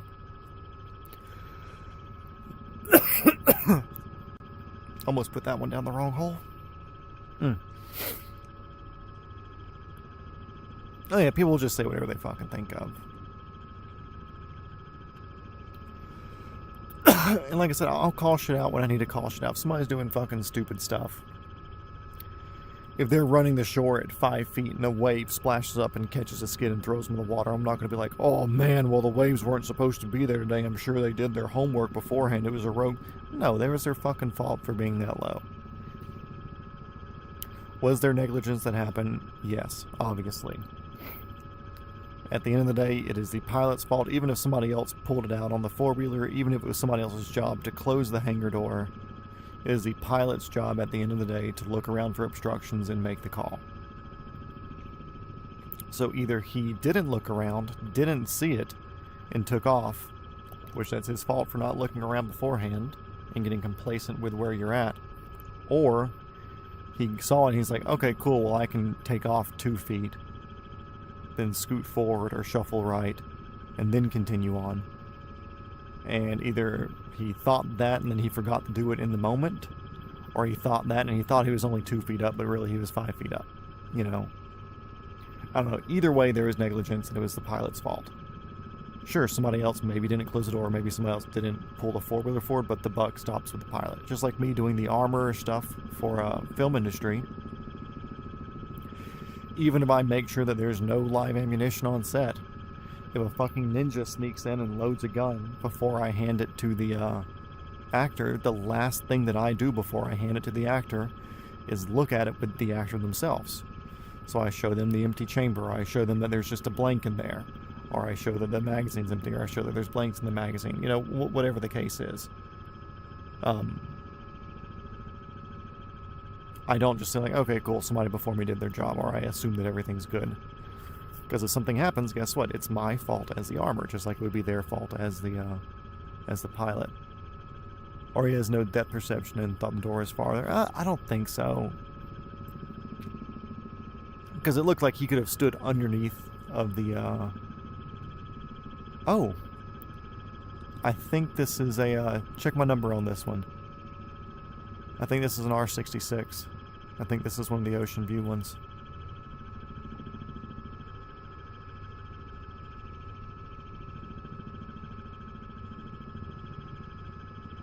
Which way are you going, bud? Because we're going to intercept you. I think Victor Hotel Juliet Kilo Mike. I think it's an R66. But he's gaining altitude kind of fucking quick. Why would he be going that high? But yeah, it looked like he could have stood underneath of the, No, they're turning away, fucker.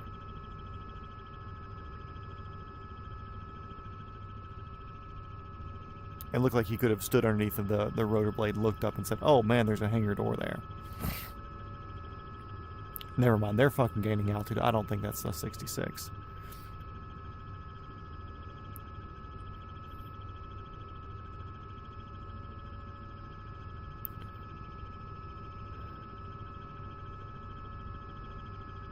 Although they're coming back down again. Maybe it was just, I don't know. But yeah, so like, obviously pilot's fault, you know. But people are blowing it so far out of proportion, being like, oh, it's an influencer helicopter problem. Like, no, it was a pilot problem. I mean, just like you look at Cletus, you know, Cletus McFarlane, fucking huge influencer, many million subscribers, you know, his month of freedom that he does every June, or every May, where he posts every day for a month, gets like 50 to 60 million views in a month, you know, like very, very popular fella.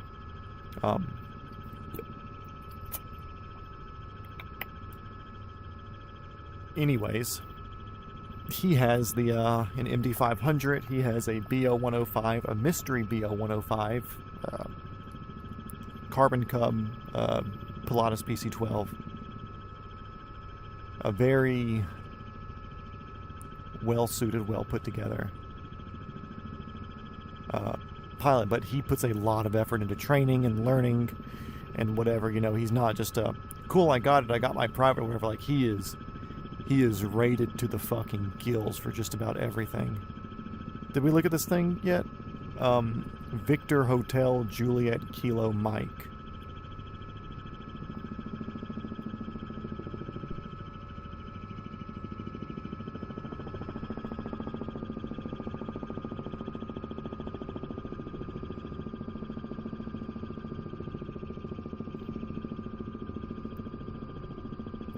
Because now they're flying low enough to where it seems doable that it's a helicopter.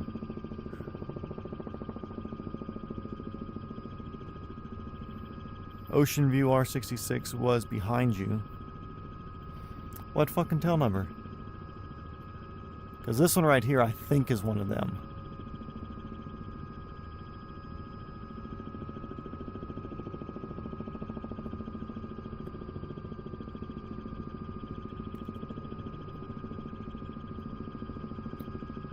Victor Hotel Juliet Kilo Mike.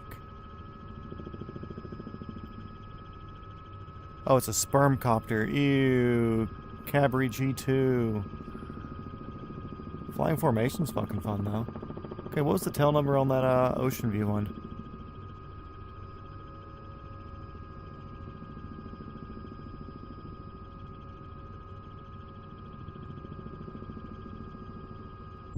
What?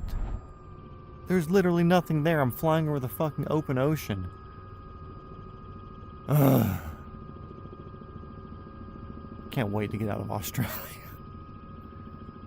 Mike Lima Juliet. Wasn't that the one that we saw the other day?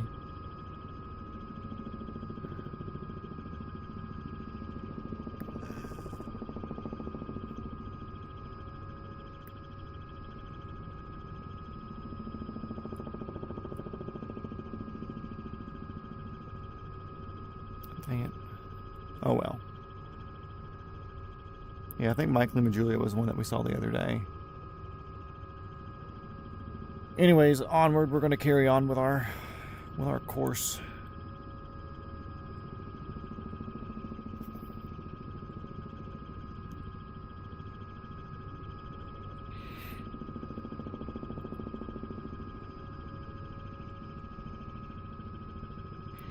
But yeah, also, I don't know if he reached out to you, but I've been requested to not discuss too much about those dealings just because of privacy and stuff. So that's why I'm very vague. At least now. It was at Sandstone. Oh, okay.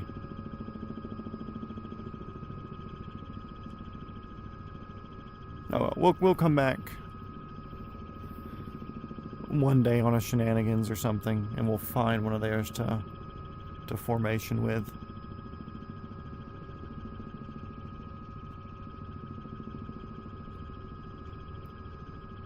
Dude, what would be cool if I could find a way to put up a map where we could have like a live view of where I was at. I've already thought about making like a Google Map file. Randy, hello. Welcome back. But I think it'd be neat to find a way to do a map thing of like everywhere we've stopped, we've been, like the general course that we've traveled. It'd be really hard to like get into like miles and time and stuff like that. It would almost require like looking back at the streams and checking stuff. Which might be easier now before it gets to 100 episodes or whatever. But doing that, putting the course of where we've been, the general idea of where we want to go, and then leaving like something open for suggestions of like where would we go next? Where would be likely places to go next? So that way people can do suggestions along our general path.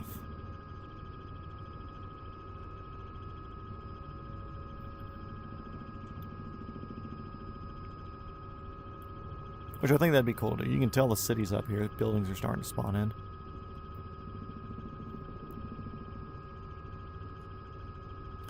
Anyways, welcome back, Randy. Hope you're good. Hope everything's going cool with the grandfather. It is Father's Day, so hopefully you told him Happy Father's Day. Today, we are in the Robinson R66. Which is this butte right here.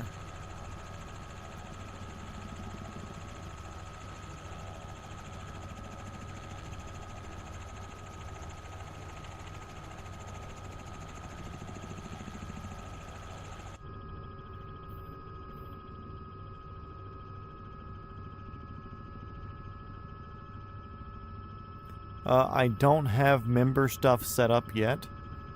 I honestly don't know what sort of perks to offer. I'm thinking about setting up a membership. But like I said, I don't know what to offer for people. I don't know what's worth the $2 or whatever for the membership things. If y'all have suggestions of what membership stuff would be worth. Everything's good. I know you already did, and thank you.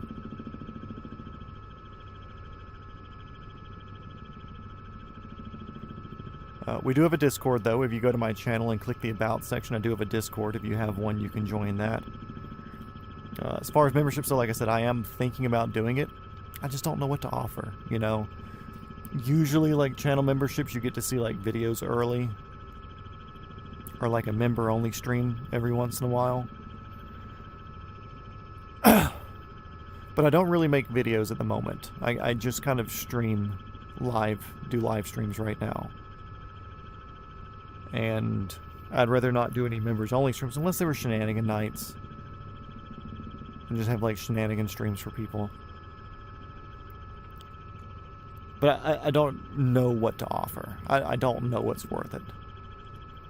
Well, I know at the end of the day, it is worth it for some people to do it, and people wouldn't mind doing that.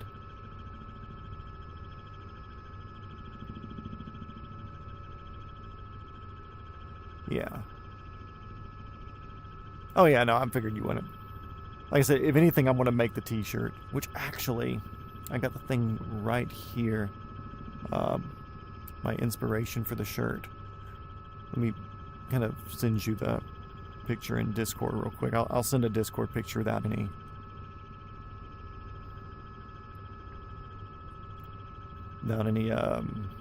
background. Let's see. Nope. Double click.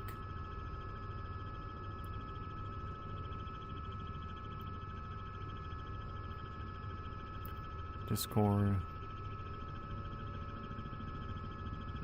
I'm just gonna DM it to you. So this is my kind of general idea of when I say I want it to look like that, but of like a 125 or something like that, or a 130.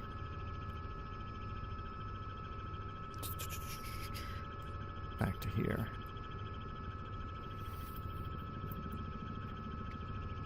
But yeah, like I don't mind having the super chats up. I think I want to have some stickers as well, or something. I don't know how all that works. Only thing I really understand how it works is super chats. So I'm okay with those being up, just because, you know, maybe one day there's fucking 50 or 60 people in here chatting, and somebody really wants to get a message through. Then cool, good for them. I'm trying to address everybody anyways.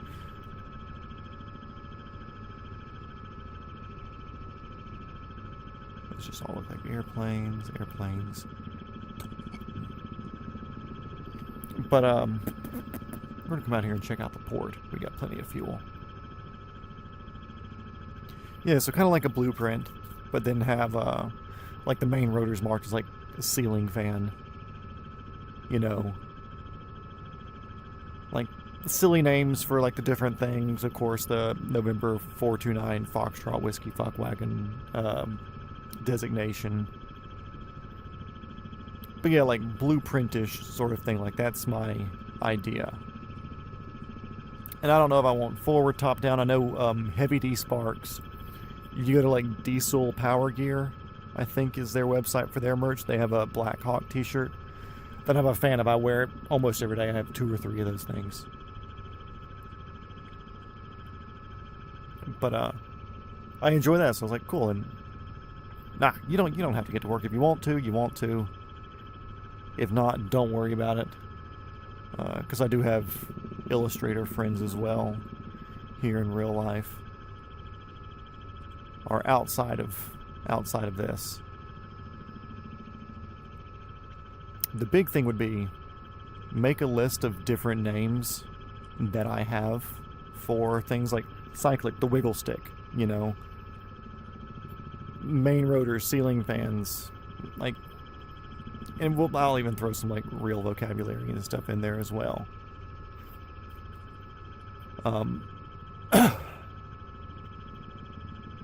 Yeah, I don't even know which helicopter chassis I want to do it with currently. Either way, that's kind of my idea for the shirt. And I still don't know if I want to do like a multi-shot mat or MSM. I've been kind of low-key in the process of designing a emblem or symbol or something that I can use right now. It's one that one of my illustrator friends drew for me. I'll just edit a picture from Google, no worries. Blah,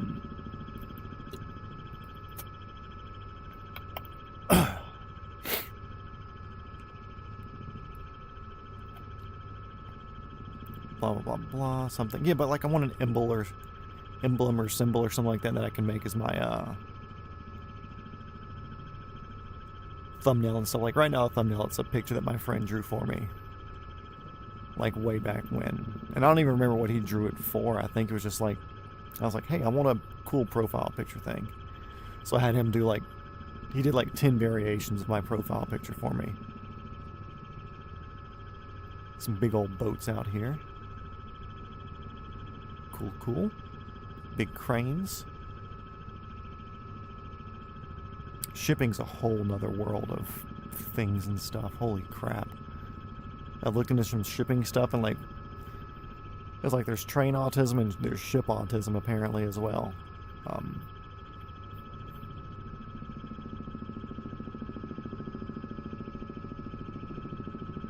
Oop, that boat ran aground, didn't he? Ye old Ever Given. Ooh, that's a automotive shipping boat. There's one of those currently on fire south of the, was it Aleutian Island chain in Alaska? And it's like bad. Like basically the whole ship's a loss except for the metal on the outside. Anyways.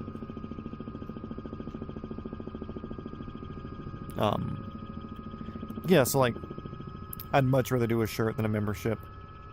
Just because.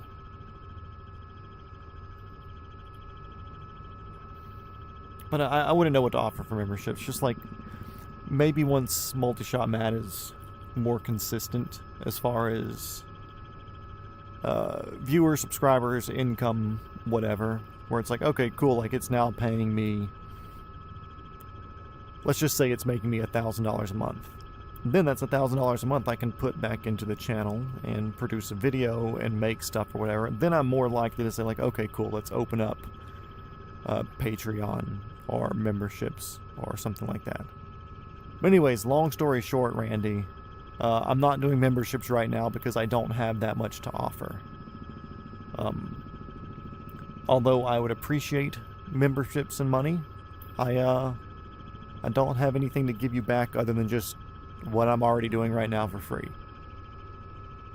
So if you absolutely feel like you have to, there's a super chat where you can say something and donate $1 or $2, but at the end of the day, it's much appreciated, but I'm just going to be doing this anyways regardless. So I would say wait until t-shirts come out or something like that in the future. And just stick around, and then you can actually get something good for your money, where I can actually offer you a product or something more of a service.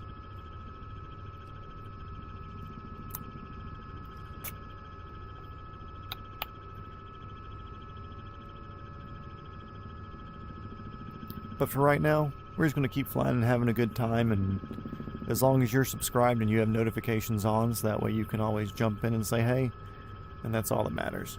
And you don't even have to have notifications on, that's just nice, you know, a good touch so you're in here when we're starting up.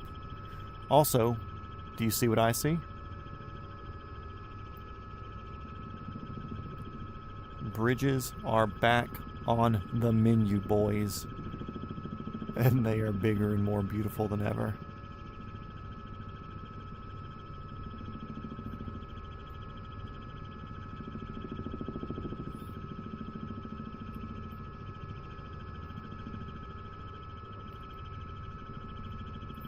And I'm going to give myself plenty of clearance here, so if it does crash me, then we know it's just the game being the game. Look at that sailboat up here. I don't think sailboats are this common. I think they just like throwing this model in here.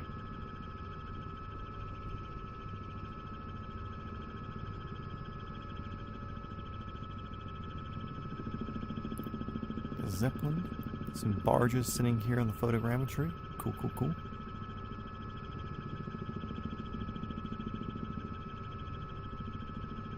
As you can see, because I have plenty of room, so if it does kill us, then it's not my fault. Yep. Nope. What are we stuck in? Just kill me already. There we go. Yep. I'm not calling that a death. We were more than okay. It's just Australia's not right. But what if we try the other side of the bridge? That's the real question.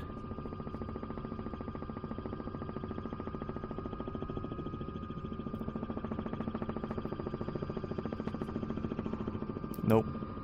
Here, just kill me. Kill me. Kill me. Anyways, I guess we're not, we're not flying under this bridge.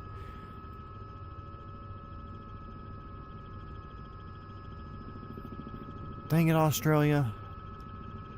Beautiful country. Got a lot of cool coast and stuff like that, especially up north. Like getting into Cairns and everything. Like, beautiful area. Brisbane down here is really nice. Sunshine, Gold Coast, like all super cool areas. Tom, welcome back. We're in Brisbane. And that bridge doesn't work.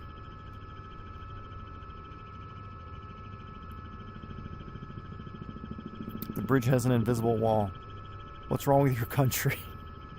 Why is it like this?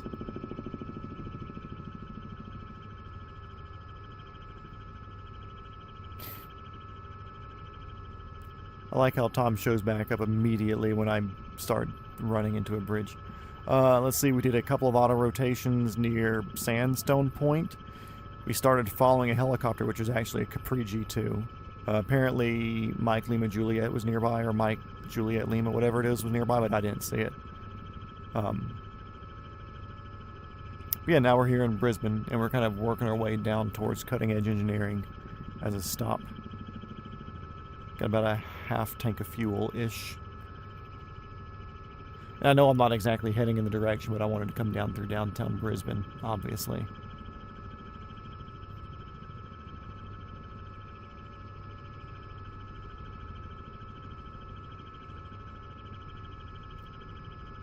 Yeah, big old floating no-nos there. You can see all that shit floating in the air. No bueno. Hard pass from me. Yeah, Tom shows up as soon as we start crashing into bridges that we can't go under.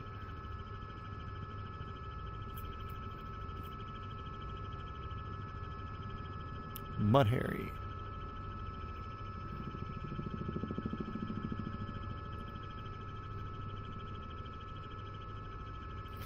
Nope, because that crash was none of my fault, it's the game's fault. If it's my fault, I'll restart, but if it's the game's fault, it's... Like those cranes right there. Actually, this is where we were doing the, flying at this building and trying to do the up the building thing, wasn't it? Yeah. This is to where I was touching the skid. Like if I try to touch the skid here and mess it up, then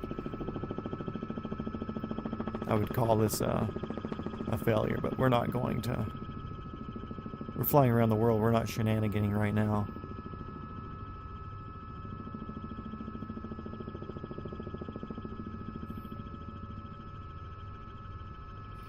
Yeah, dude, the airport screwed me like twice. Once when I was going over that airliner or whatever, and it killed me. And then I went to go fly through it again, and guess what? You can fly through the airliners. And then once just hovering backwards, and just... See, look right there. Almost didn't see that shit. But it's just like hidden stuff floating that you can crash into, and it will just... It's where something on the photogrammetry, or however they pick stuff, just spots things, and then there's like micrometer level things just floating all throughout this country, apparently.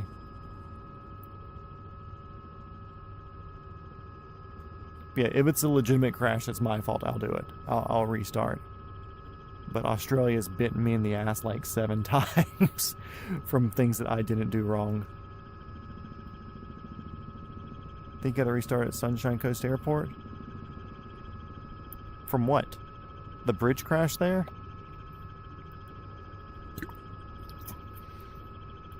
Or just so that way you can see everything that we ran over?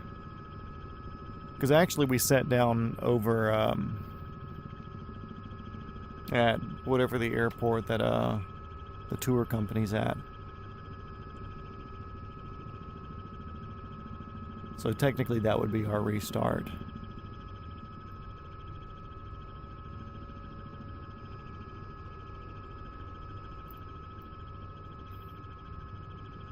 Oh, and then earlier we were over the water. And I was like, what, 800 feet up just doing a turn like this, and it went...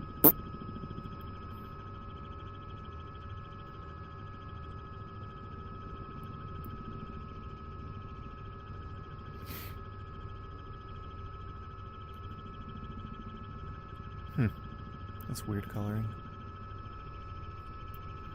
Yeah, dude, I don't know what it is with Australia. Australia's got some bad ground rendering. Or off-ground rendering, really. Like I say this tower, I'm going to avoid the tower area, because who knows. Oh, they did good on the stadium there.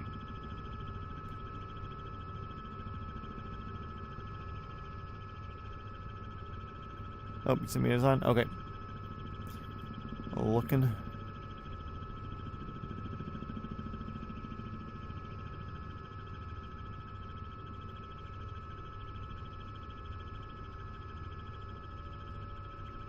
Yeah, it'd be something along the lines of that.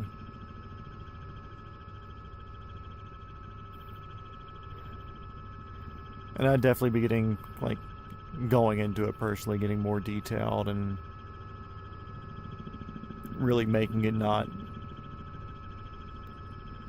I don't want it to be like one of those things where you look at, like, the Jake Paul thing, where they were just using a whole bunch of clip art and shit like that. Like, I'll probably end up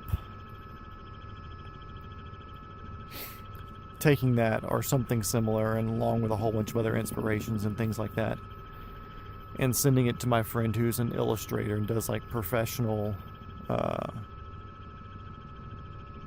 why did we get a sandstone? Why not? We really don't have anywhere to be today other than just kind of in the area, so yeah, I've got a friend who's like an illustrator and a like professional level graphics designer and stuff like that.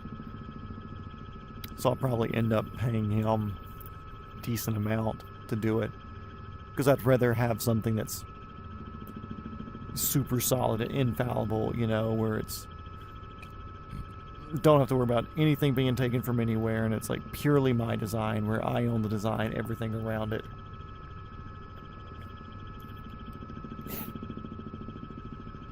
And then also, like, pro-level graphics designers, they can just set stuff up to make it look so much better also. Like, I can make stuff look decent. Crest Park.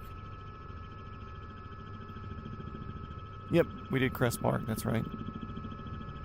That's just a mall or something like that.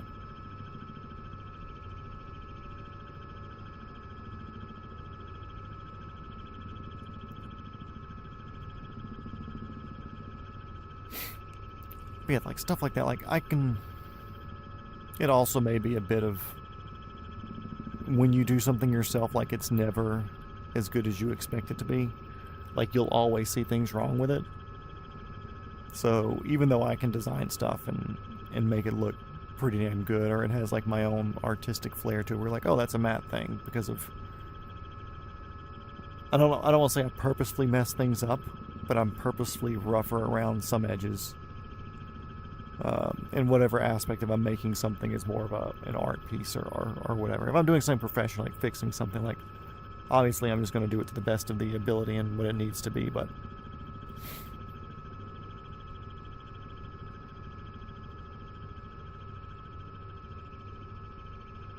like things look so good whenever like a professional does it and they like know 70,000 different fonts by heart to where they can get all the type the right way and where it flows with whatever the design of the helicopter is. And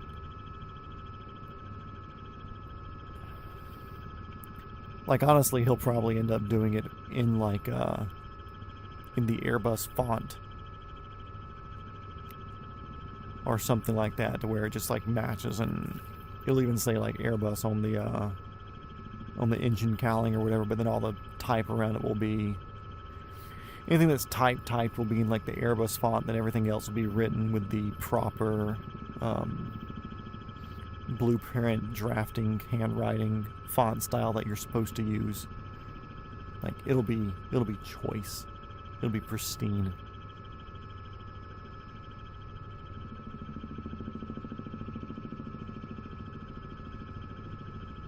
Come on, trees, I'm looking at you. Finish spawning.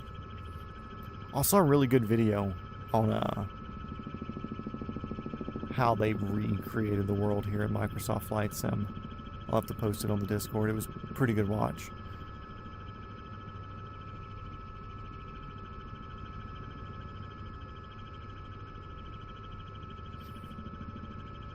Yeah, that's what graphic designers are for.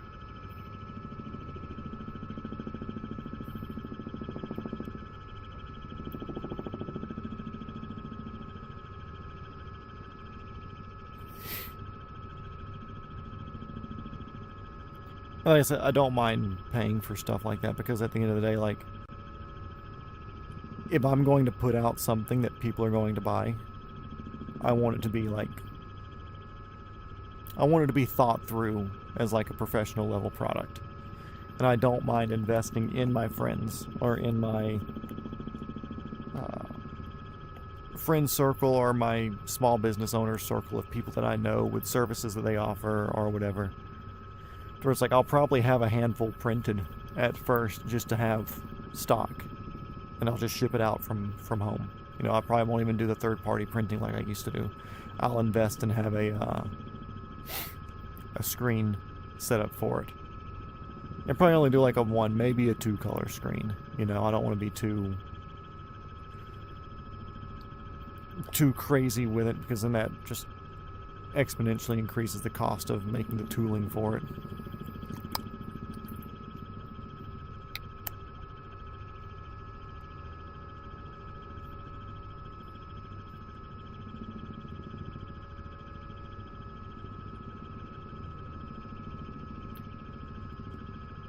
Okay, Tom, we're getting down to cutting-edge engineering here in like 2 minutes. Where to from here? Do we want to fly back north and just kind of end at Sunshine Coast for the night? And just kind of make this like a tour around this area sort of day, like a shenanigan episode, but also like part of the trip episode? Because I wasn't planning on going much further today anyways, just because it's a your area sort of thing. Or do you want to start heading out west?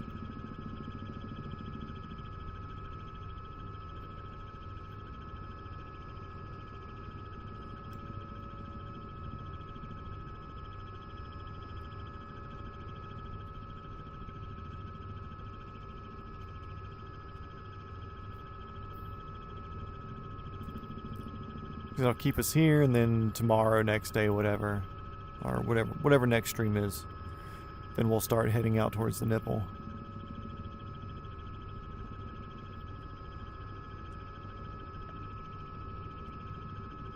I can't wait to get out there to it, and then circle around at once and be like, okay, cool, that was fun, and then leave.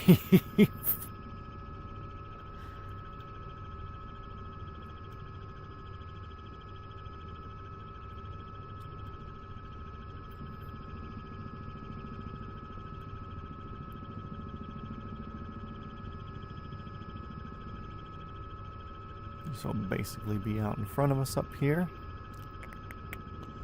I think it's after that mountain, not this close one, but the next one.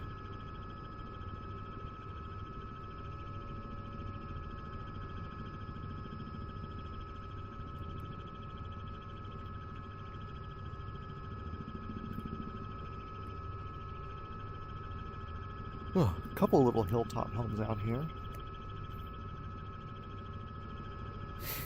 And you see the price of the homes just going up as you go up the hill here.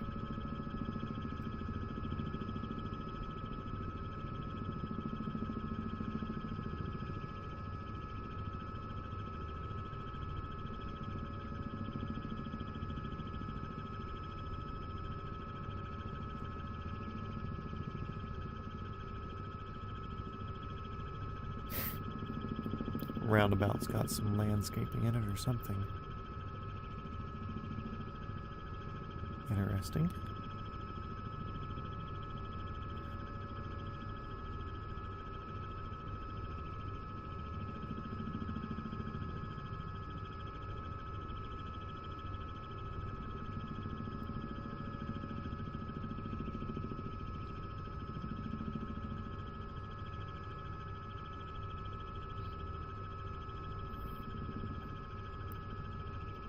That's got to be a little airstrip or something there. Tom, you know about this? That's got to be something, right?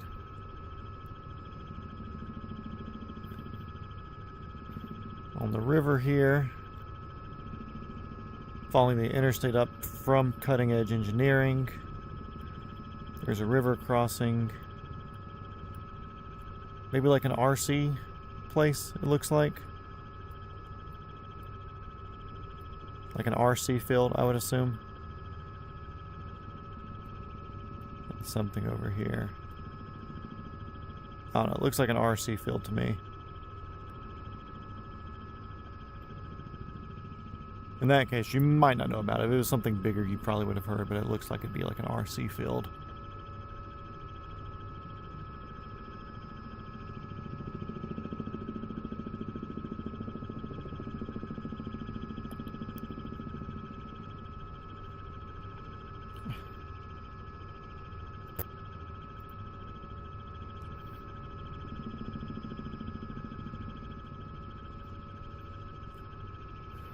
Basically following the highway down, we have an industrial park coming off up here. That's where we'll be heading. Now, why hasn't somebody made a good 505 model yet? That'd be a cool one to throw into the mix. I wonder if they took these pictures at night, because it looks like all these cars have headlights on. Weird.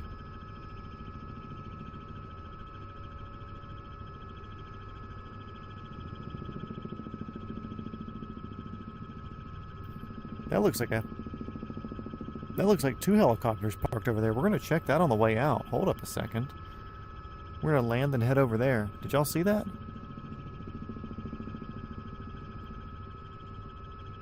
That was definitely a 2-blade and a 4-blade helicopter parked over there.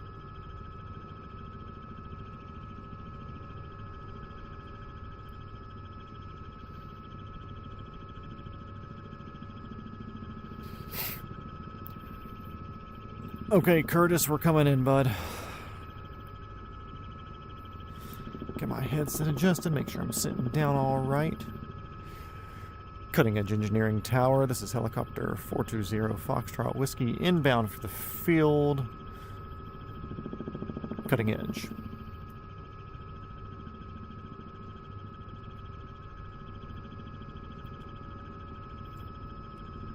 There he is there.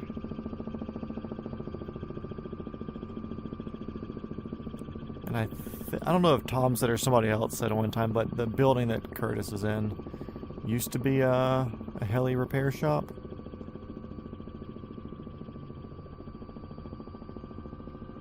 Anyways, Cutting Edge Engineering, cool YouTube channel where the guy does machining and repairing of like heavy equipment type things. And he does it out of this shop here. And sometimes when you look outside, there's a red Bell 505 that's parked out here. It's kind of would be down in this corner down here.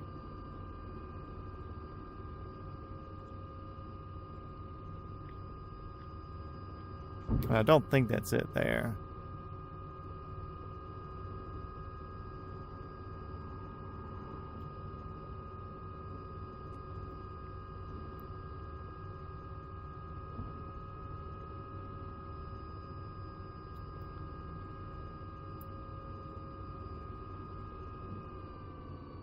Cool, the ground's kind of shifty on me, so let's get off of it real quick. Yeah, I don't think this is a air image of it. I think that might just be a crane or something that he has parked out here. Or some sort of truss or something like that. Yeah. Anyways, let's go over here to these helicopters. I could have swore.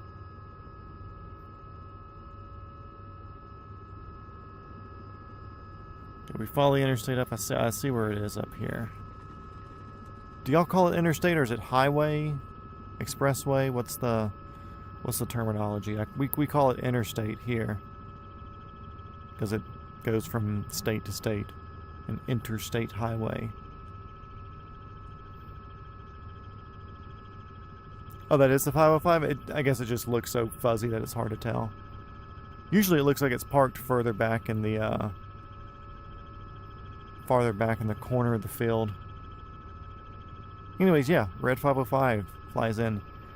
And the owner is a guy that, from what I can tell, owns PWR, who does like high-performance radiators, oil coolers, stuff like that for race cars. Oh, which is also there in that industrial park. Highway, okay.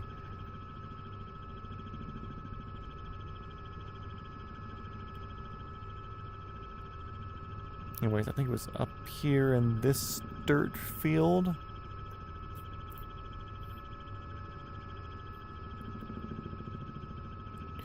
And we'll do a right-hand orbit. I usually do left orbits. We'll do a right orbit of it up here.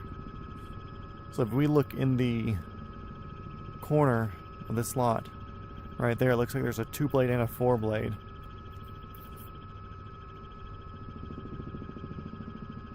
So there is some equipment there. But look at that.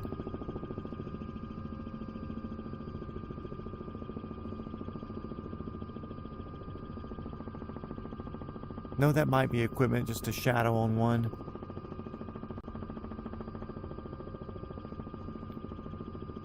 I don't know, that 4-blade one looks like it might be equipment. Yeah, I think I just got excited there.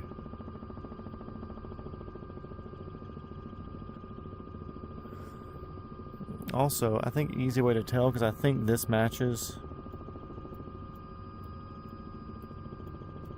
Yeah.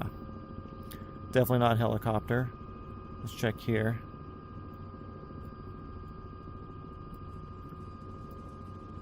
I don't know, that might be it. I think it might be.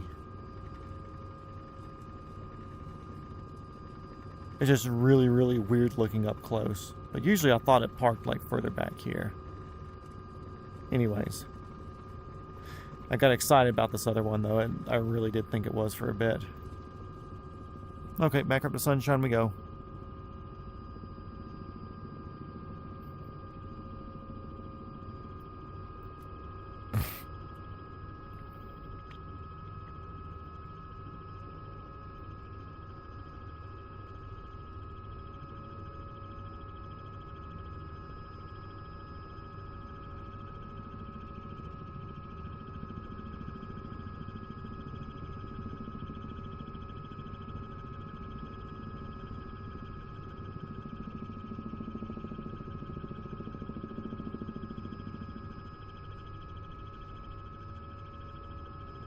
Yeah, you could really see the blade color. That's... As far as I know, it's all red, though, as far as the actual fuselage itself. But you can see the viz striping on the blades itself.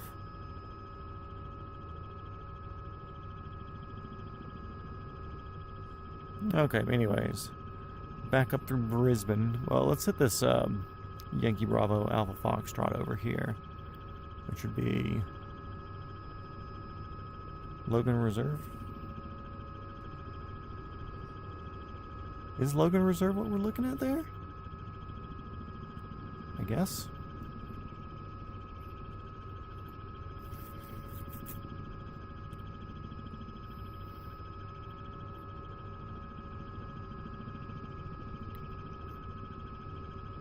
We'll do a fuel stop up here, just because. Then we'll punch our way back up to Sunshine or the tour place or whatever, and call that a thing.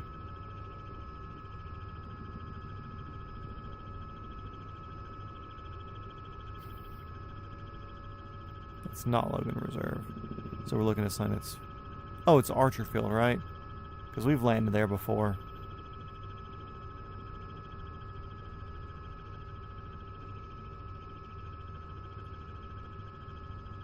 Brisbane's General Aviation, just like PDK is to Atlanta. Well, PDK is kind of more the executive version for Atlanta. And I think like Fulton Industrial, South Fulton Airport would be more of like Atlanta's General Aviation one. But there's a lot of GA airports around Atlanta. You have Lawrenceville, which is pretty busy. Hampton, which we started in. Fulton. PDK is busy. There's a lot of small planes that come out of there too, on top of the executive jet traffic. Kennesaw. Yeah, there's a good handful around.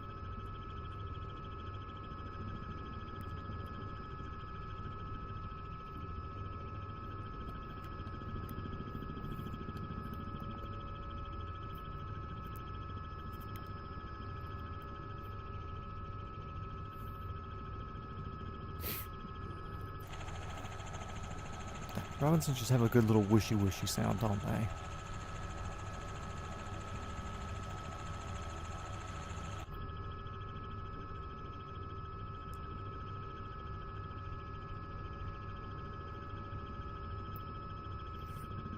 What's Brisbane rank for, like, big city-wise? At least for the country. Because, like, in the U.S., like, Los Angeles is the biggest population. Most people think, like, New York.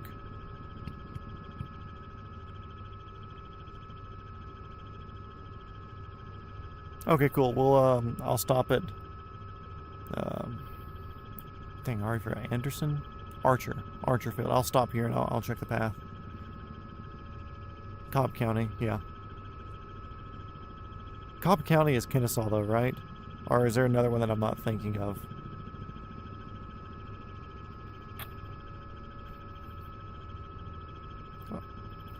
Because Charlie Brown Airport's Fulton. It used to be called Charlie Brown. And actually, I'm going to stop at Archerfield and go use their FBO. And then we'll take a flight path back to Sunshine Coast.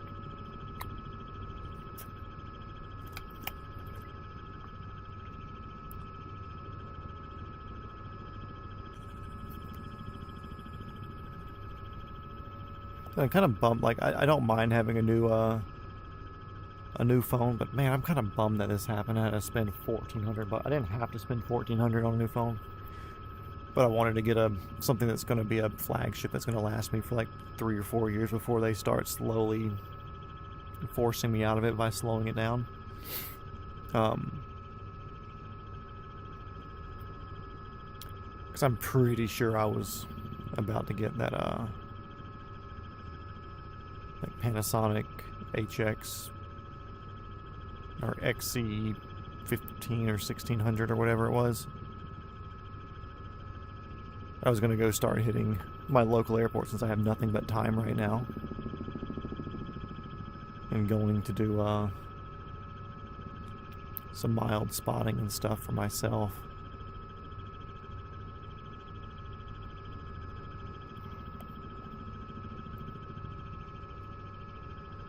Huh.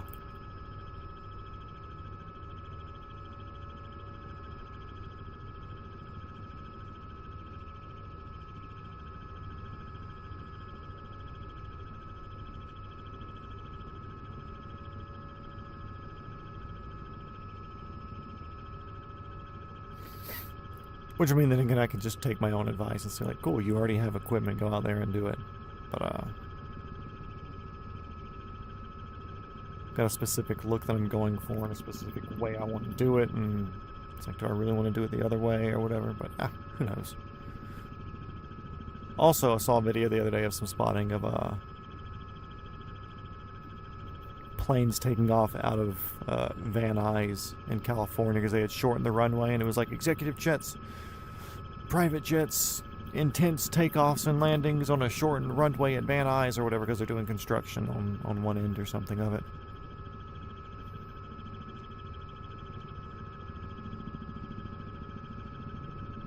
I'll tell you what, I still think the PC-24 is a fucking good-looking airplane. The Gulfstream's fucking nice, but they do look mildly funny with their huge wingspan.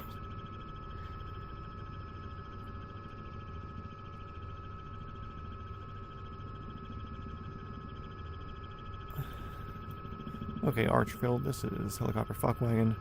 We are inbound for the ramp, gonna steal your FBO bathroom really quick, and then scoots on out of here. Archfield.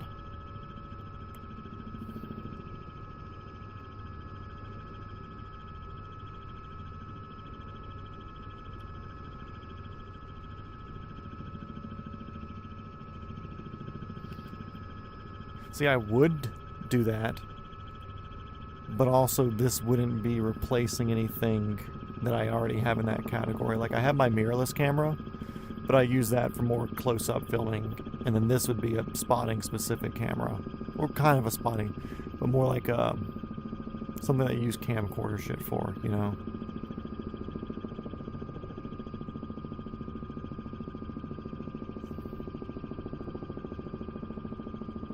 Oh, there's no helipad. I think that's a helipad. Yeah.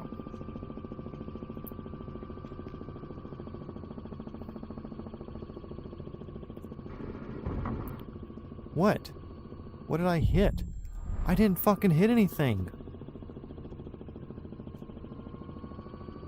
Dude, Australia is just full of fucking air mines.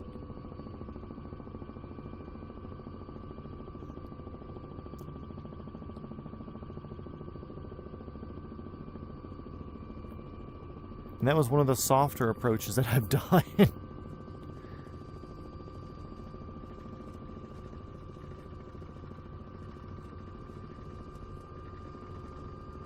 Because we were using the fucking R66 and I was trying to touch the skids on the building up there in Brisbane a few weeks ago during a shenanigans session. So it's not like the airframe modeling can't handle that. It's just, y'all have like fucking air mines, like little land mines just kind of sprinkled out throughout low altitude areas here.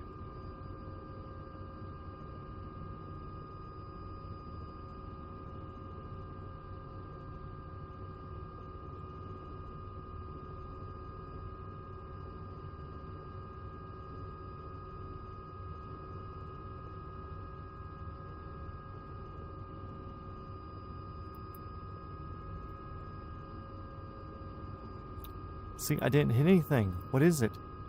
Why are you trying to punch me around? Weird. Okay. I'll be right back, everybody.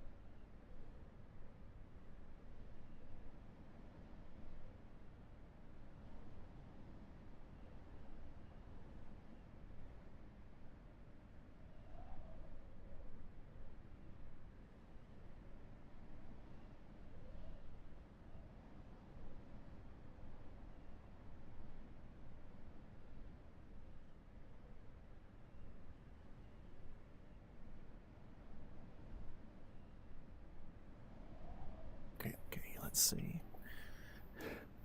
I see a map sent to me. Also, I just sent a cool, looks like a Roadaway 162 crash in the chat. So we're going up. Let's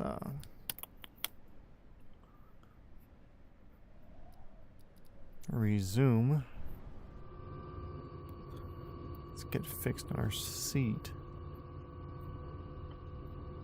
Let's see, alt button is there.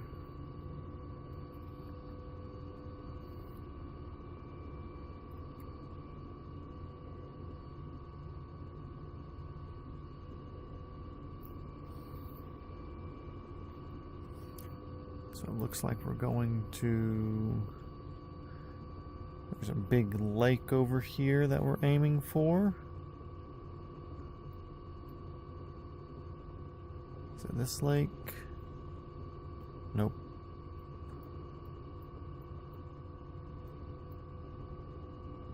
Is it this lake? Yeah, it looks more like it.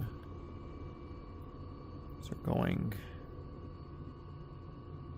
down here somewhere. There's a highway that comes this way.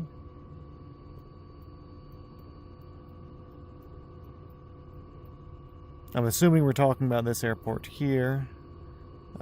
Yamba. Let's do it direct there. Except that seems more off. So we're obviously going further north. Because yours is more at an angle. That seems more right.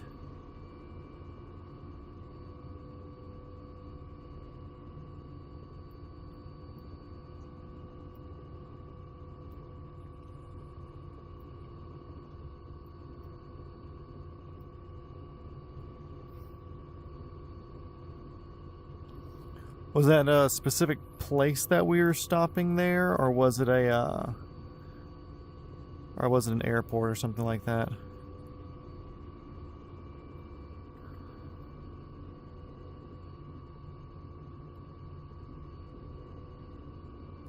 That was an MD? Oh, damn, that sucks.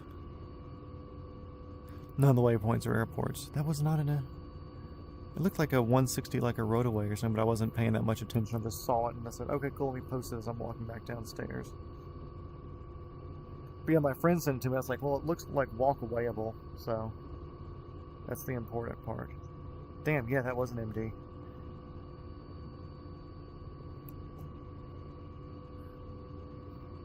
Yeah, good save. I saw it, my reply to my friend was, hey, it looks walkawayable, so that's all you can ask for. For him having to pick a place to land where it looks like there's not a lot of places to rotate to. And then, good on him, you know. Okay, let's see. Fuel up, so we're topping off on fuel. Thank you, Archerfield. We are Skadootzen.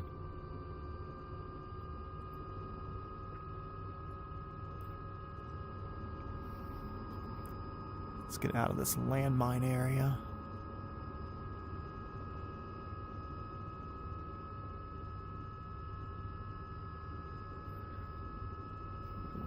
What was the first one? 305 heading or something like that?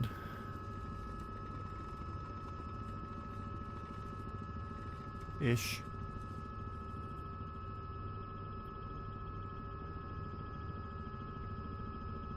.305, 34 nautical miles.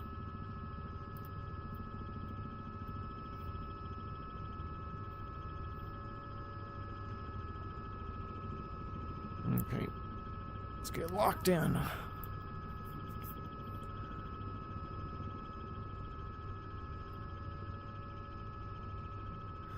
Okay, welcome back everybody. I hope everybody enjoyed their break at the FBO. If you didn't get back in, that's your fault. Hey, there's a circus down there, or something with a tent.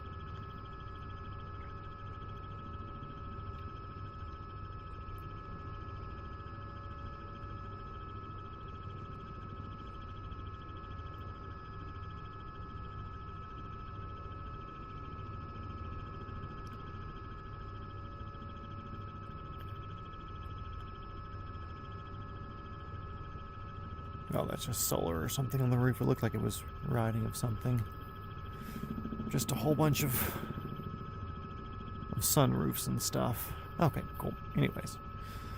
Balls are itched, chairs adjusted, headset is reset. Good to go.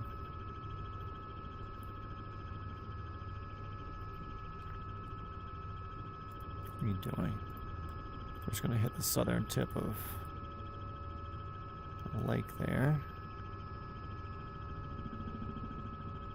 Basically, it looks like we're just going boop. Correct me if I'm wrong, but we're just kind of going here, then going up a bit through the mountains to like here, then back over. Ish. Kind of. Just to get a different view of not quite the coast, but while going back up. I assume that's the point.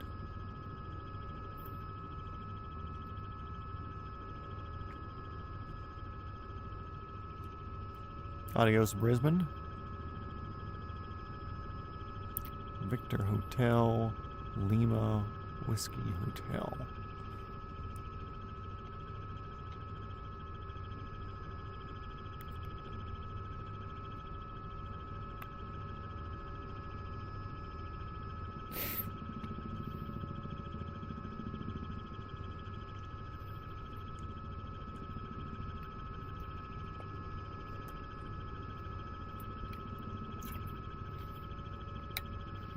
Also, we are currently puppy sitting my brother's girlfriend's new puppy. And he texted me and informed me that he's about to put her to bed, which means we may hear some yapping. She was hooting and hollering for like 10 minutes last night. Now, if you do hear it, it should be pretty muted, but I think the headset here is pretty good at just picking me up. So, I think we should be okay.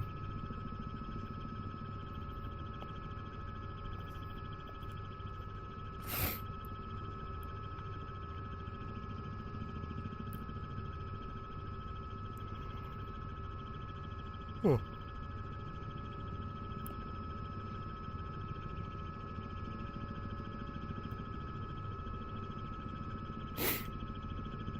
See, the further away we get from the city, the more I like the area.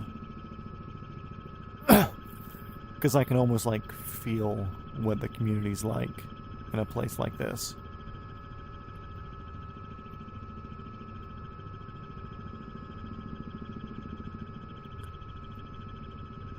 Like, I would much rather, of course, live out in the middle of nowhere, you know? I'd much rather have 100 acres, 200 acres, you know, whatever. But if I had to live somewhere where I was on, like, 1 to 10 acres, it would be in an area like this. Close enough to the little small-ish town thing to where you can still have some things to do, but also far enough out to where you can have fields and horses. In America, where you an area like this, you could shoot guns in your yard and people would be pretty okay with it. Oop, I hear the puppy. She's making noises.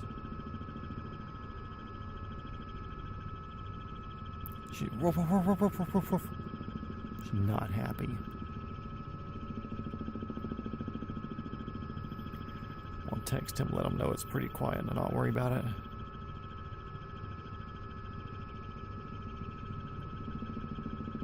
It's pretty muted in here, so don't worry too much about it.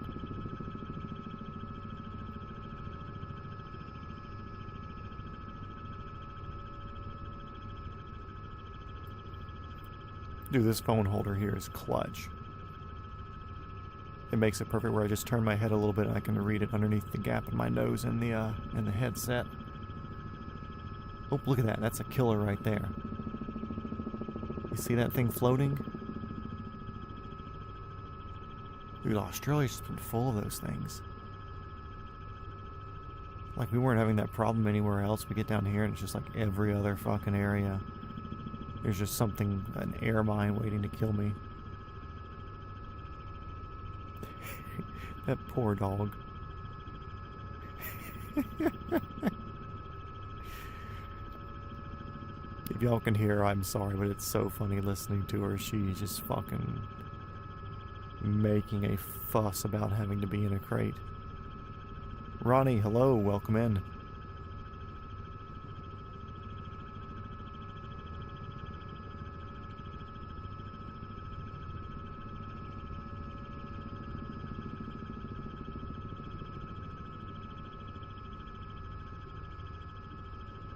Yeah, do you hear the yapping in the background?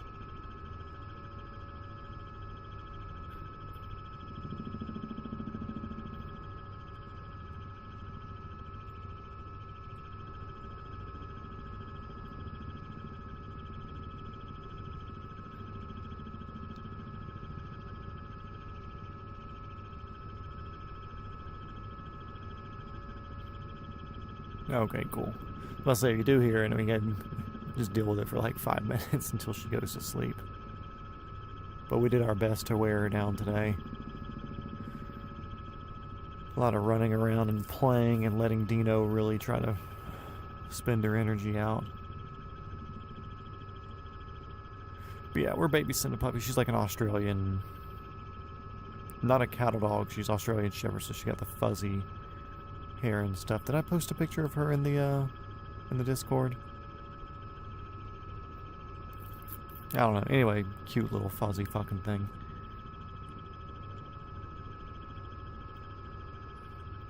But apparently at night she likes to let you know that she has a lot to say.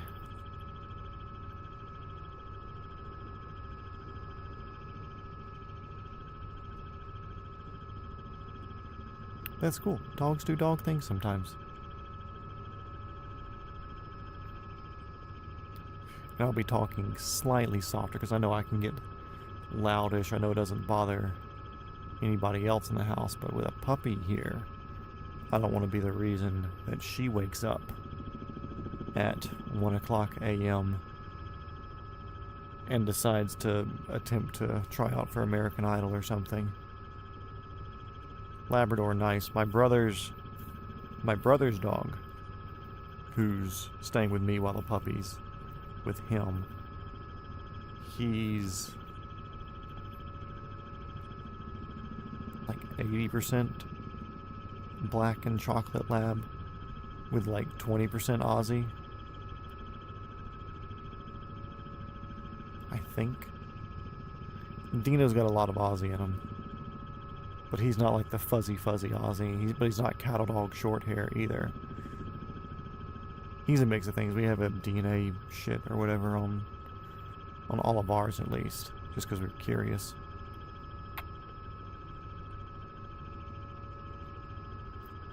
Some more aggressive mountains here. This kind of feels South Carolina, North Carolina, Appalachian feeling.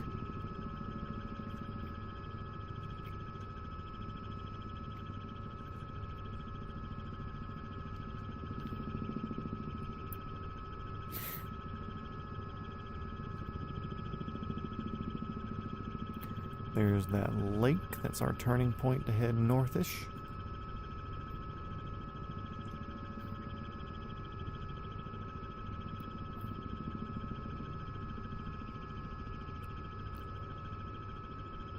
Pretty steep shit out here on some of these.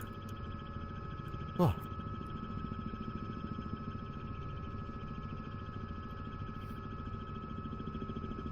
Yeah, tomorrow we start moving west. Because we're going to go back up here to Sunshine Coast today, but tomorrow we start our path out to the nipple, and we'll head north from there, and I think that's the nipple right there.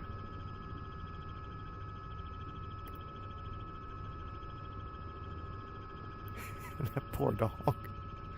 I kind of wish y'all could hear her just because it's so funny to listen to her yap.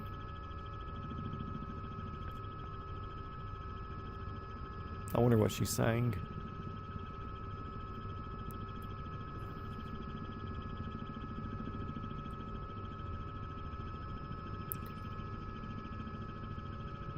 I wonder if it's like okay, let me tell you about everything I did today, or it's just, I don't want to be in a fucking crate.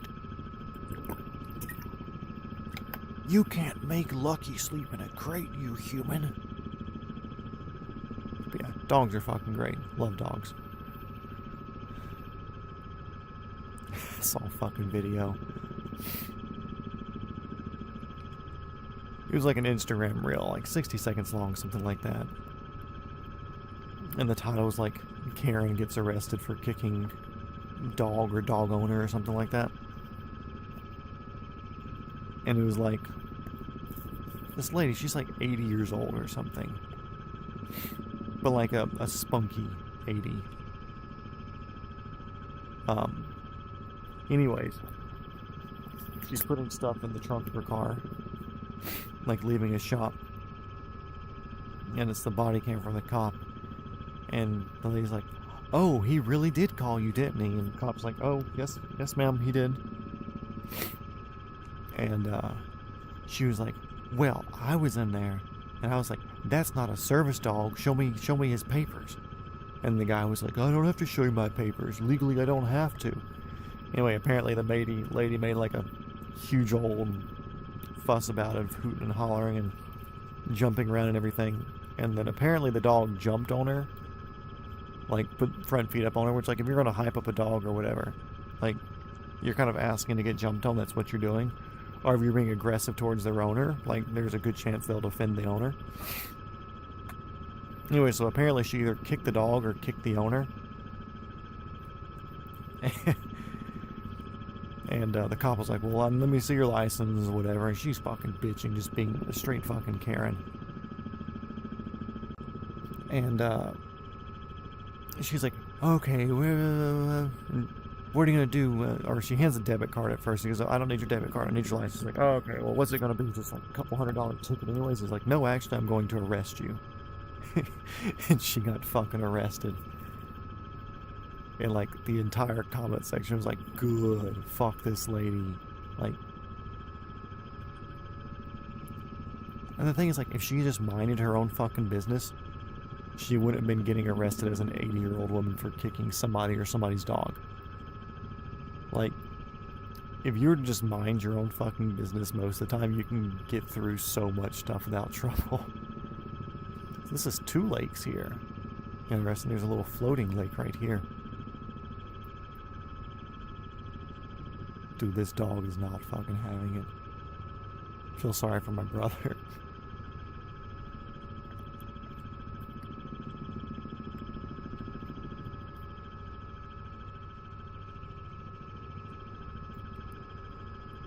Damn!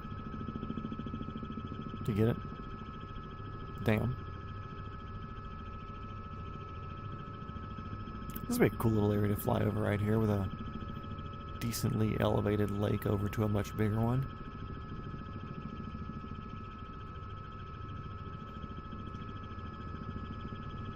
There's some high tension lines here. Kinda hidden. Now we start working our way northish.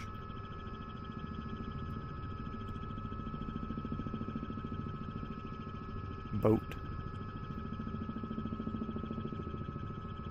Or something.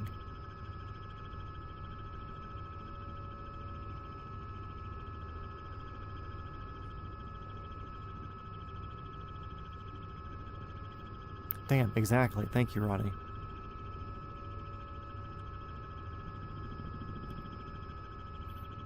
I'm going to miss flying through areas like this over the next 3 or 4 days as we head west.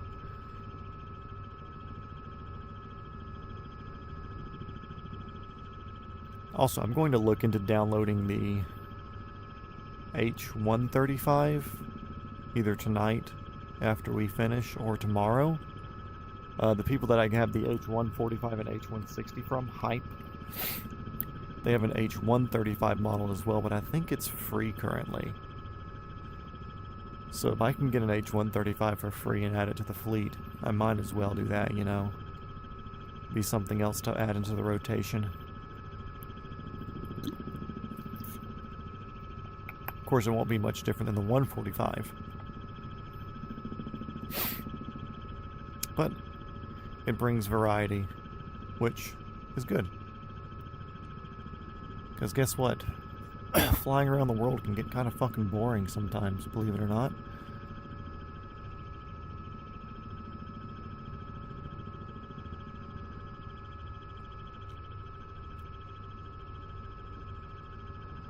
Also, Tom, did you want to finish at Sunshine, or did you want to finish at the company? At the tour company?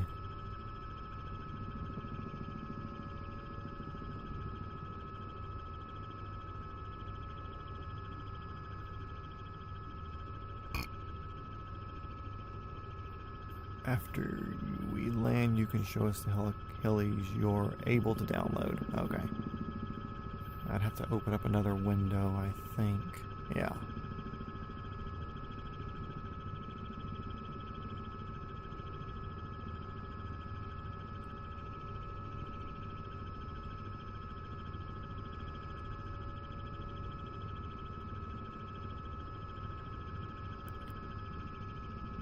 Actually, let's add a little bit more altitude, a little bit quicker here, in case we have any of those sneaky tall trees that just fucking come out of nowhere.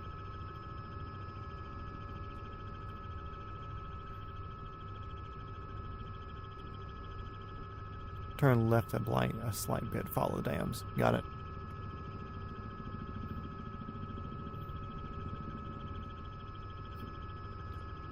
And Sunshine. Cool.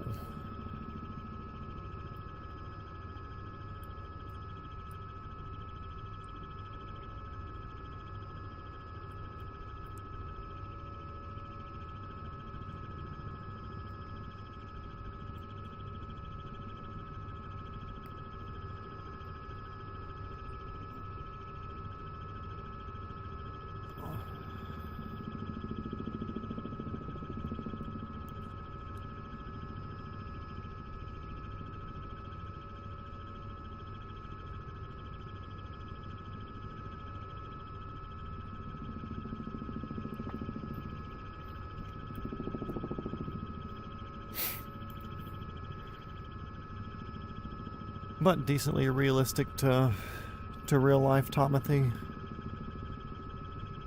Pretty close to what you know or what you've seen. I mean, it's a 1-to-1 scale recreation of Earth. I mean, it's just down to like, cool, maybe the trees don't look the same color. Maybe the ground's slightly different this time of year. Or the houses aren't quite right.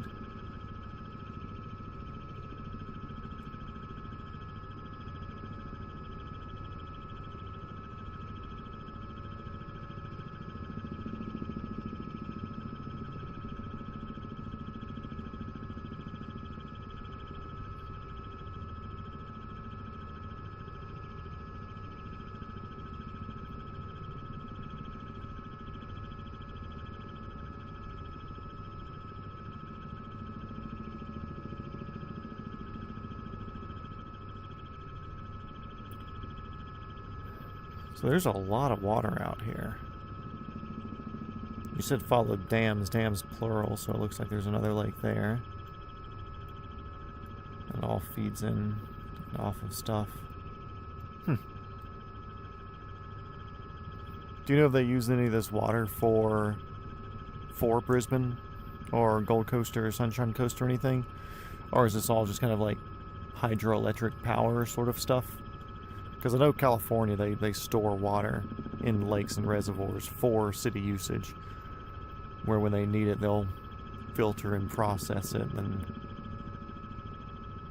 turn it into potable water, or potable, if you so speak.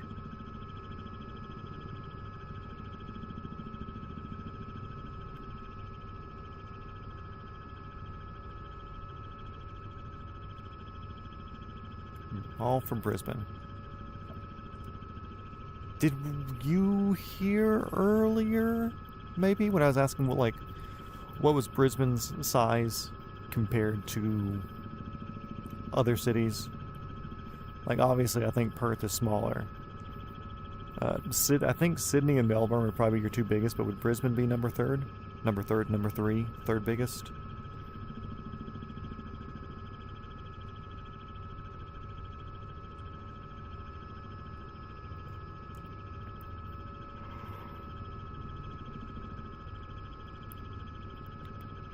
My brain puts it in third.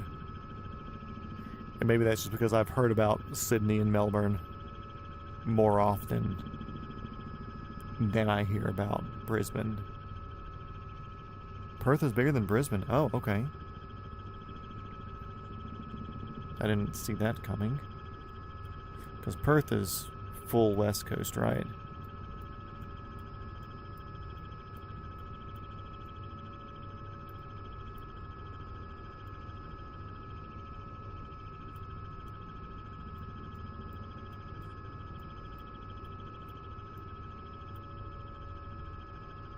Oh yeah, it does look sizable. Okay, yeah. And I guess West Coast population only having like one big city versus all the stuff over here, splitting population between everywhere. Yeah, that makes sense, got it. Brisbane's like 6th, okay. I didn't see 6th. I figured it was up there, but I didn't think it was that far down.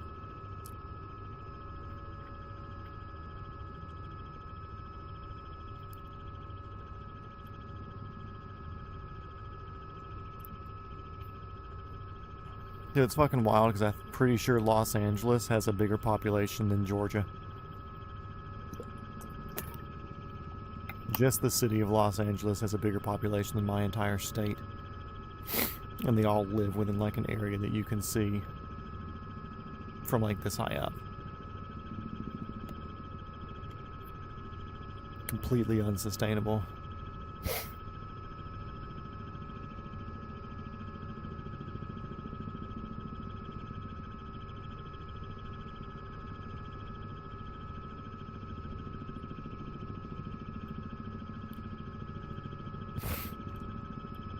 I want to fly in between these two mountains right here.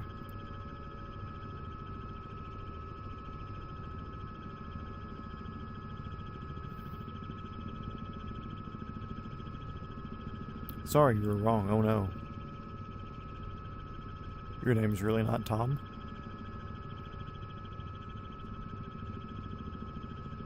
I don't know if I'm talking land size people. I guess I'm talking people?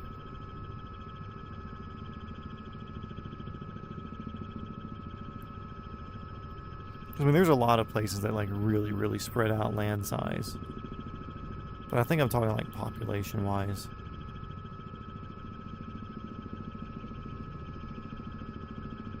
Because Perth is fucking big land-wise, it looks like.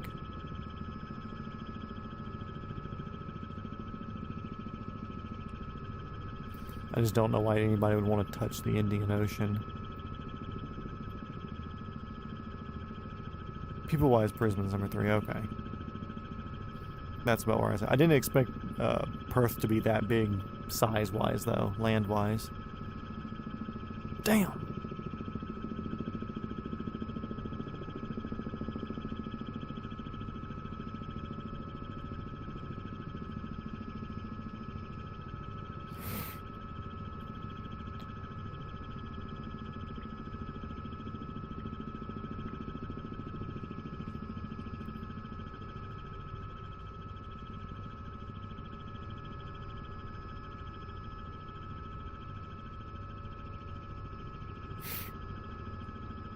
Oh, cool little peninsula area out there. Probably do some cool Airbnbs or some shit.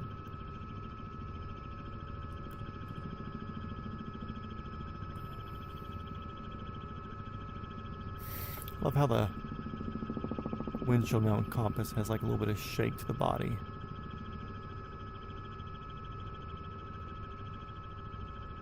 Whole thing wiggles.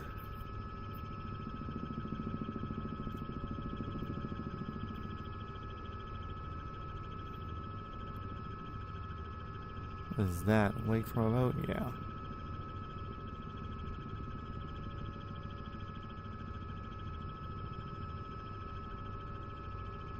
What, do you think I'm doing a straight track? I'm just kind of snaking my way up here and enjoying it.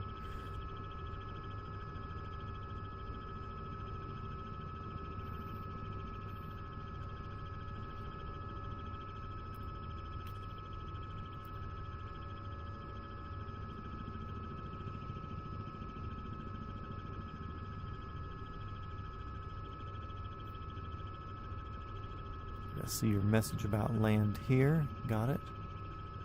And we'll be headed back towards Sunshine when we have a 48 heading.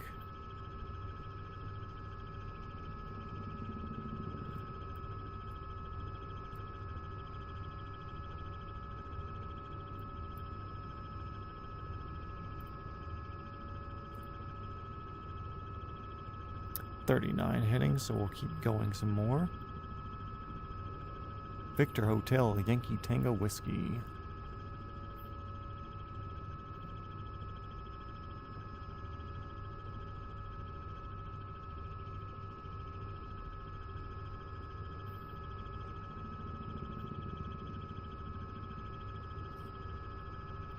I'm sorry about jumping around and looking around, guys. I'm doing the administrative stuff also of reading chat, checking flight plan, and checking that.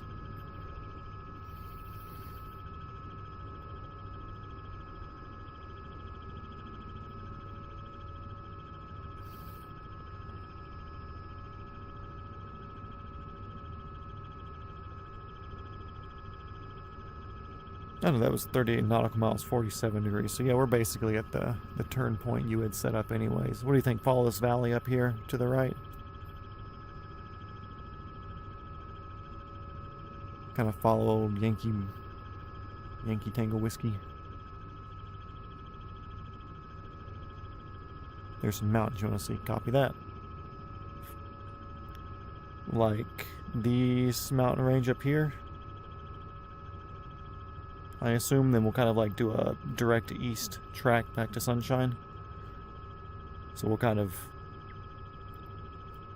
follow this river feeder up into the mountains in this area, come up to about the middle of it, then start tracking east, if that's what you mean. I'll tell you when to turn. Okay, cool.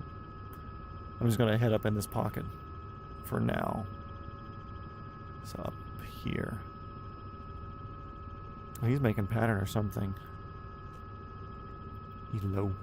So we're heading that direction. Those mountains, yeah. Cool waterfalls, cool. We'll see if we can find anything.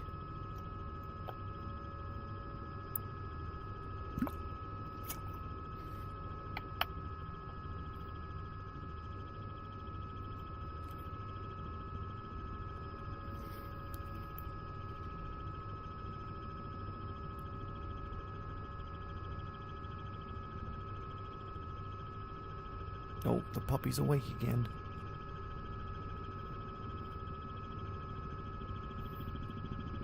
That's, yep, we've been there.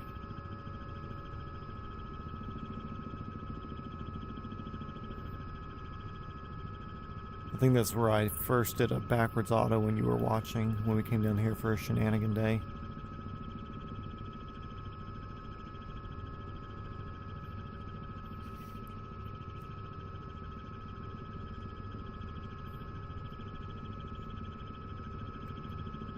We'll see if the waterfalls are a thing. Worth a shot, you know? It's not like we're spending real fuel or anything.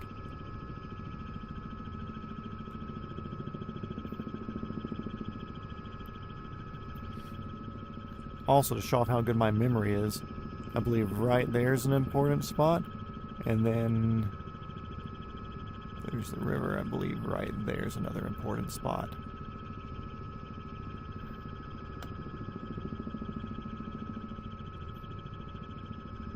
Can you descend a bit? Yep, we'll pop over. You want to pop over to the river landing area also, or we've already done that before in a shenanigan episode?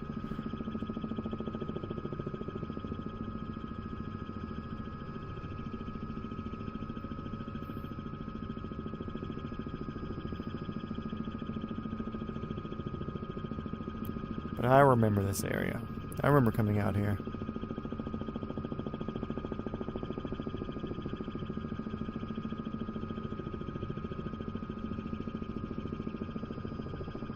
What do you mean, nah? Remember, because there's a road coming in from the west, and there's this field right here.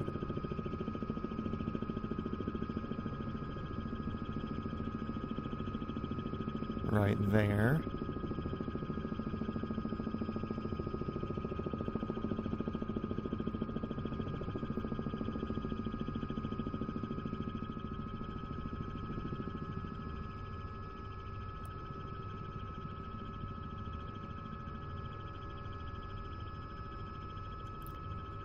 I guess I was just cutting the air really, really good right there. It got really, really quiet.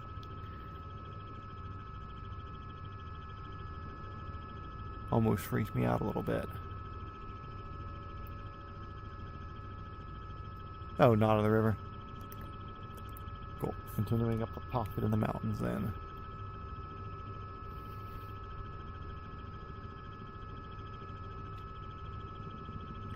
I need myself a river spot. I also feel like once you become an owner of a helicopter, somebody who can fly one around to go places, like places to land, kind of start presenting themselves to you, where someone's like, hey dude, we actually have a big field next to a thing or whatever, and it's flat, and if you want to come out here and look at it beforehand, you can fly out and come visit. Go right a tiny bit.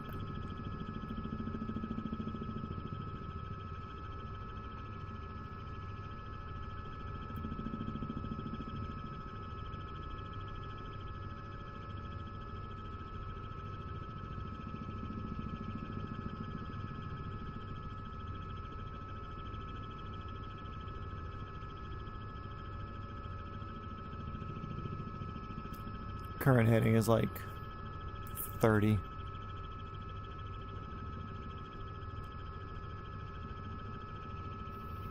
So I was going to go all the way up in that pocket there, but if we're just going to keep this track, I'll keep this track.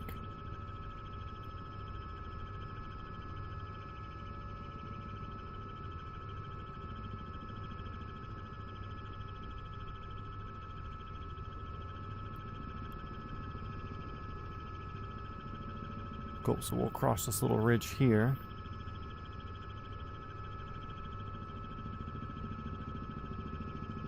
Assuming kind of up in this area-ish.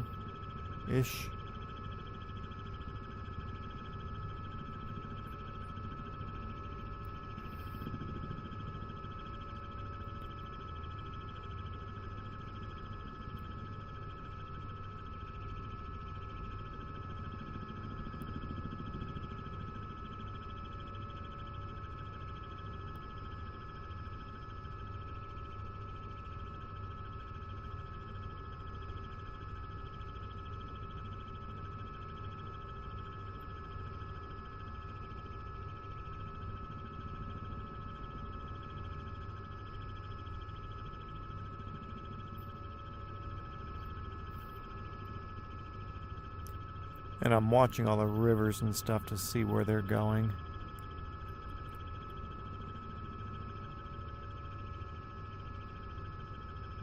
Doing over right. Do you see a plane on the ground?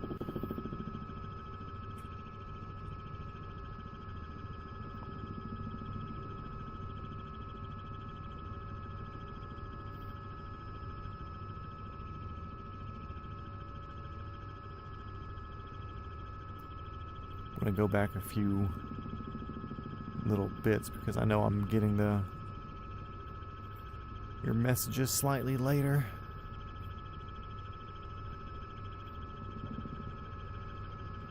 Scanning for a plane.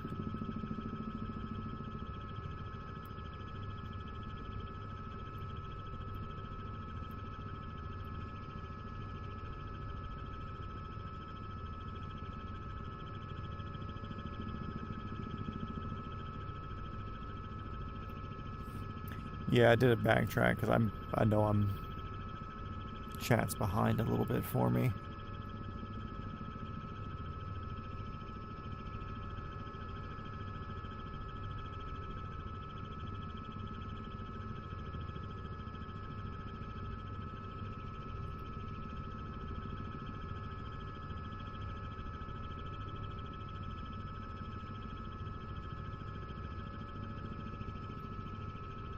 Let me know when to turn around. I'm looking. I don't see anything yet.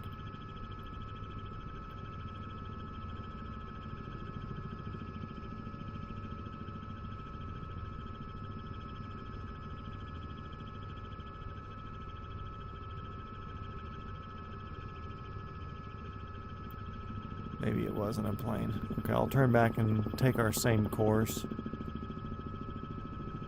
And I'll see if I can see what you were talking about.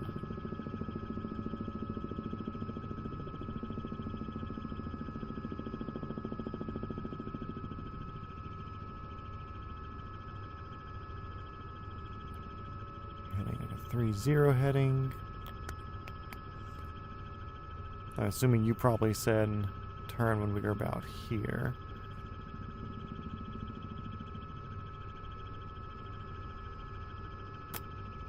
I don't see it.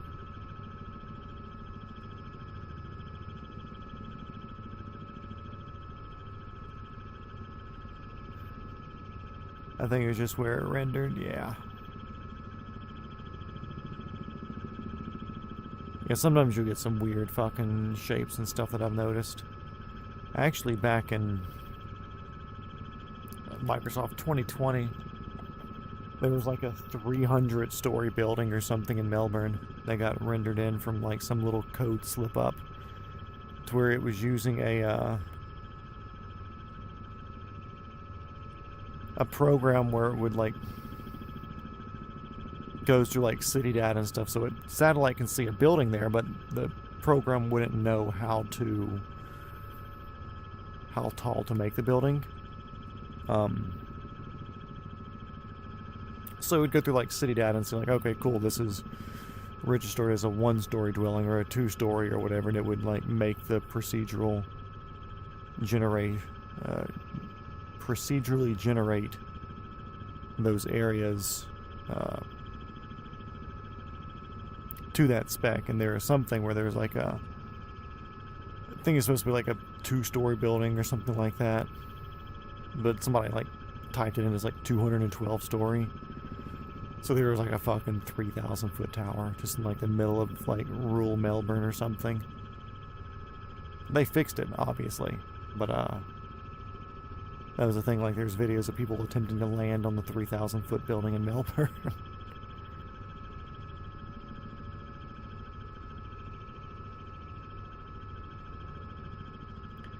Yeah, the rivers don't look like they're going to be fruitful for any waterfalls.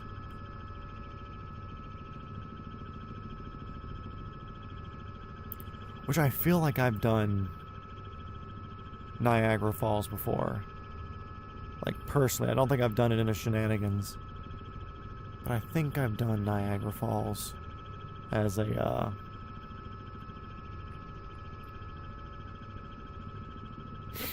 as just me flying around and looking at stuff, because I was looking at water and like right when the game came out. So, maybe we do that as a quick shenanigan afterwards, because I'm fucking hungry today. So I'm not going to spend too much time after we make it back up here. But we'll run up to Niagara Falls real quick and just fly up there on the U.S.-Canadian border to see what it looks like. So we can see if they render waterfalls, because if they're going to render it, why not render like the most popular waterfall in the world? Or one of the most popular. Like Angel Falls is a big one, you know, there's obviously waterfalls places, but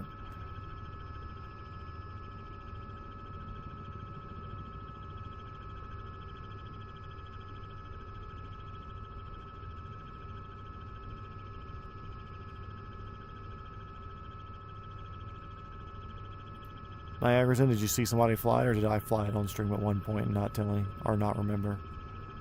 Astro 202. Ya bud. Are there a lot of diamonds down there? I feel like I see a lot of diamonds flying around down here. Niagara in a 22. Oh, okay. I thought I read it as Niagara is in 22. I was like, okay, maybe he just meant 2020. I gotcha. Yeah, we'll do Niagara into the 22.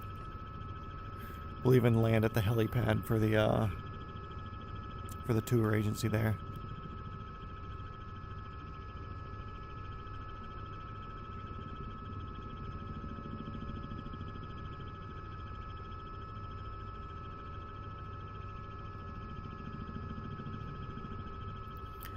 We would now have to track at 66 degrees to get to our direct 2.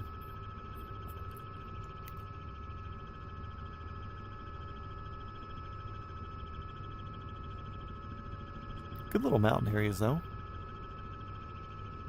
So, like I said, I'm going to miss this once we start getting out west. Oh, okay, that makes sense. Yeah, there's a flight school that runs diamonds, then that makes sense. Just like if you look at I think Van Nuys in LA, they have a flight school that basically just operates on slings. So there's like a fuck ton of slings in and out of pattern all the time.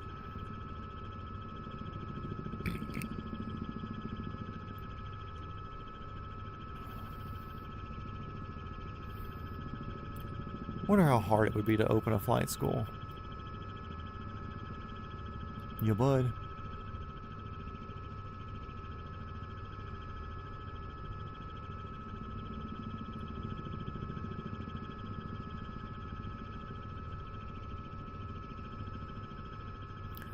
The ground looks different here. Do they was this logging or was there a wildfire over here?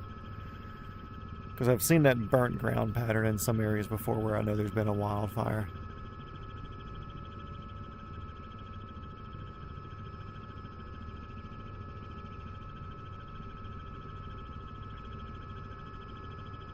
It looks fire-ish to me.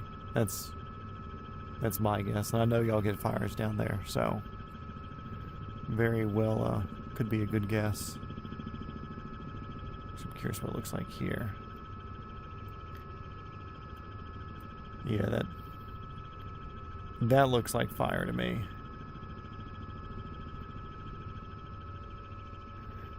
Yep. I don't want to salivate, be like, hell yeah, it was a fire, I'm right. But like, I guessed right, it was a fire.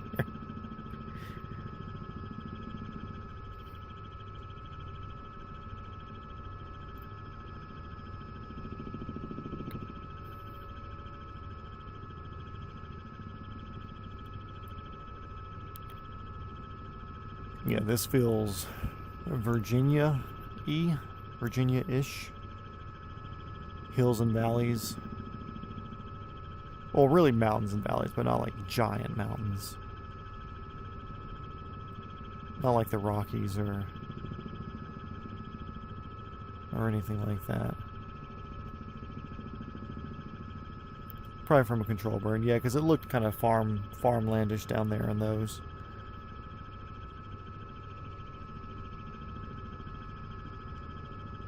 Victor Hotel, Foxtrot, Romeo Foxtrot.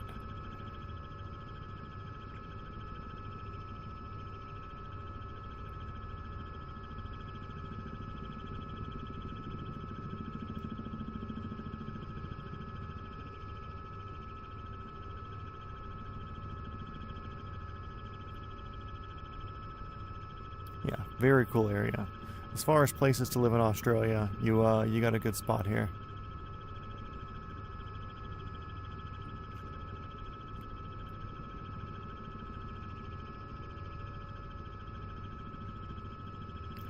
I feel like most people see Australia or hear Australia and they think about where we're going to be in like 2 episodes. Like middle of fucking nowhere or like Crocodile Dundee swamp sort of shit. I mean, hell, that's what I think. That's what I imagine. Ooh, big drop off here.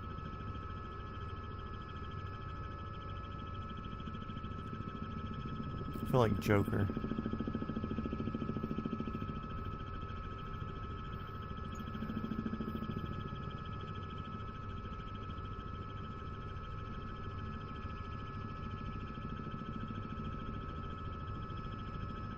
Yeah, I need to move soon.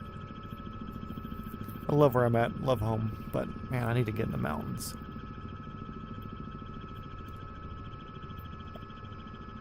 Honestly though, if I could snatch commercial really quick, if I can get a job down in Florida flying tours on the beach, I'd probably go fucking do that. Turn nav, I won't too cool. We'll take a heading of 083.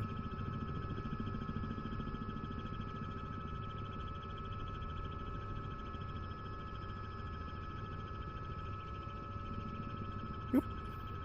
About right there. What do you know? Perfect. Yeah, like, that's what I said. We'll check Niagara. Because I feel like unless it's like a super, super well-known thing, it might not render in just because of limitations of shit. Either way.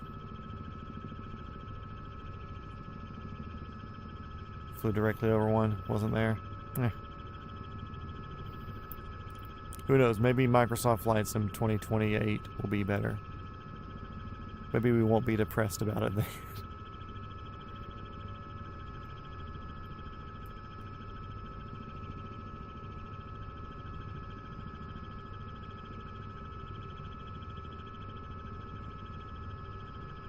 Not bad though.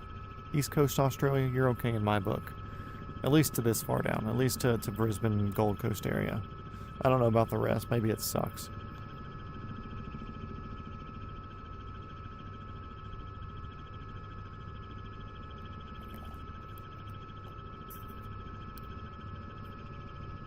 As far as this area, we're going to call it good. Acceptable piece of land. Y'all should discover oil there so we can come down there and conquer it.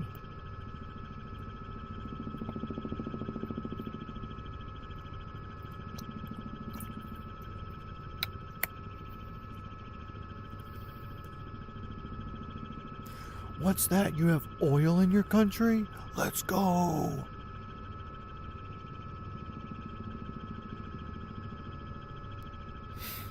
Dude, I'm just waiting for us to declare war with fucking Iran.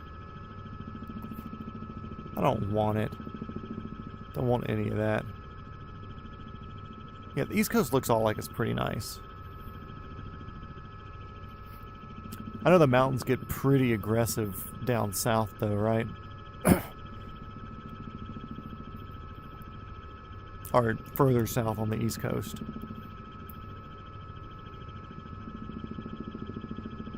Yeah, I don't want war with Iran, but the U.S. is going to push for it just because our entire fucking congressional power is run by another country, which happens to be bombing Iran right now. But dude, all the fucking videos of like people in Lebanon watching rockets fly over while they're at weddings and shit's so fucking funny.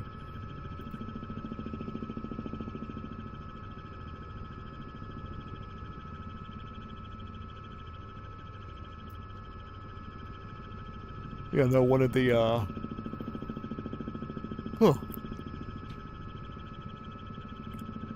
it's like the first rescue mission, or one of the first rescue missions it has you do, is like, down here. And I just know I was blown away with the amount of elevation that we had to go up to get into whatever that spot was.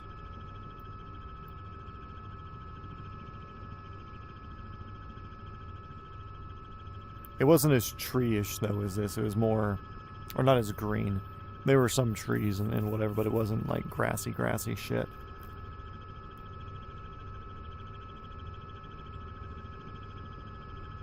Ooh!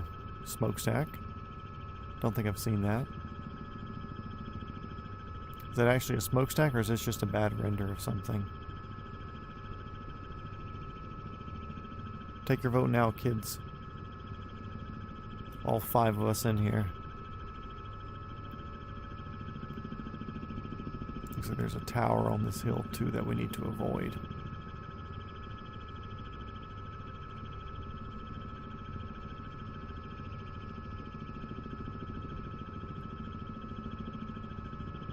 Yankee X-ray. What is right here? Is this the hospital? Yeah.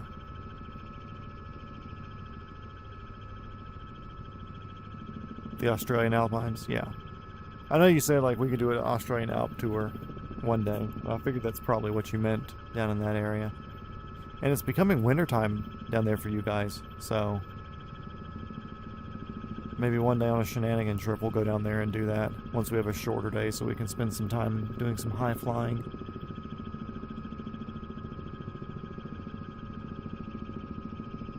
I feel like this is a bad render. I don't think this building's actually 30 stories tall.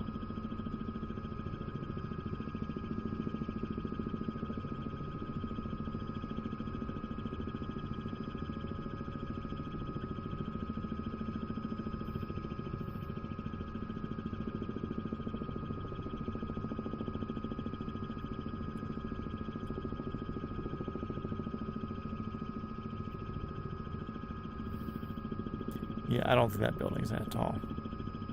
Because that other round one's definitely not.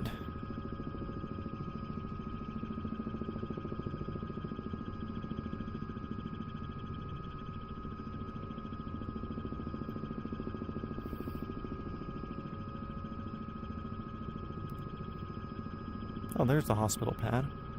Let's pop on that real quick.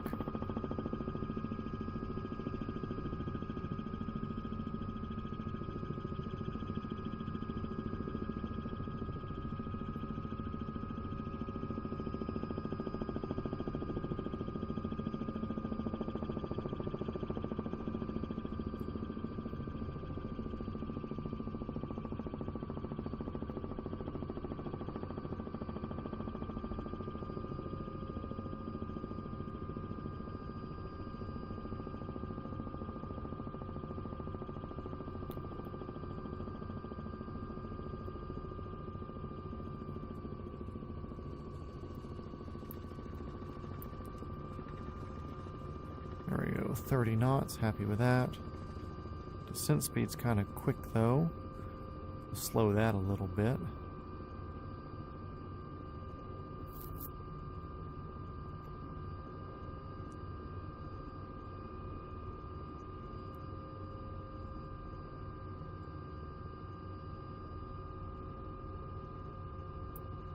That's a parking deck one, okay.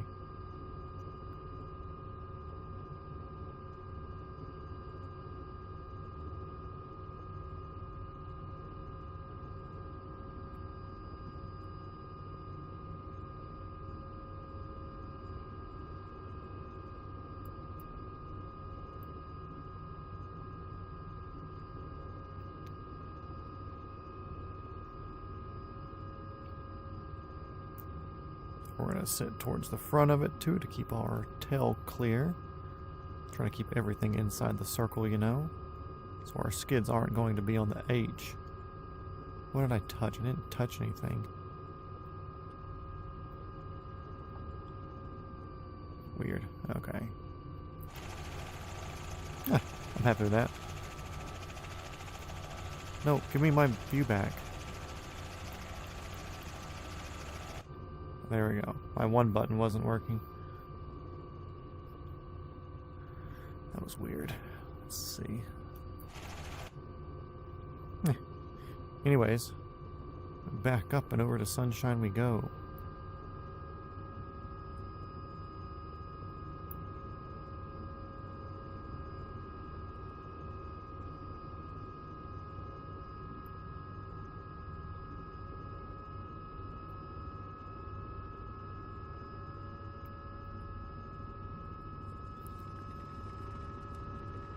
Yeah, that was weird sitting down and once again I bumped into something even though I was in the middle of the fucking landing pad, like I felt a wall or something. So I had to readjust where I wanted to sit down so we didn't crash on a landing pad from a fucking invisible force.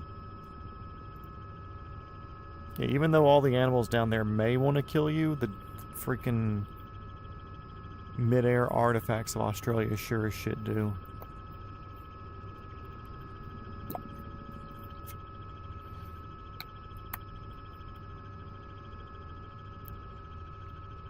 Any other pads going into? Not really, no.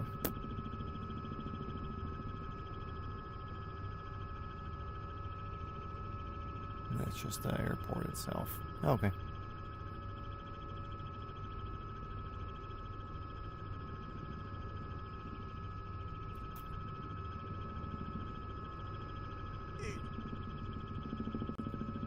Where... Tom, did you ever watch the Tom Scott guy on YouTube? I think it was Tom Scott who did an episode. You know, he's a British dude that like once a week he would go cover some like cool facts about something here or there or whatever. Anyways, I want to say he did one about a town where like a whole bunch of houses in this town all had like cog railways to get up to where they were at.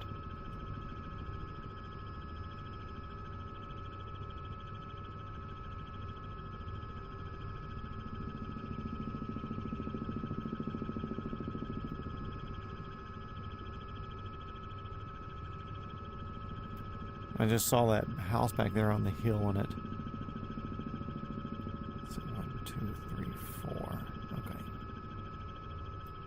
And it looked like it had a path or something going up to its,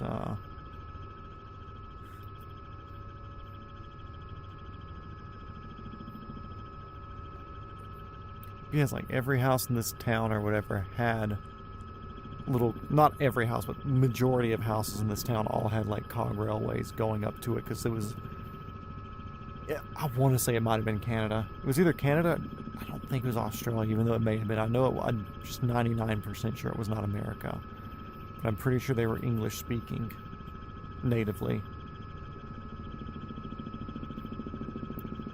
Sunshine Airport, this is Helicopter Fuckwagon. We are 6 miles to your west, inbound for the ramp for the Blue Tongue Sunshine Tower.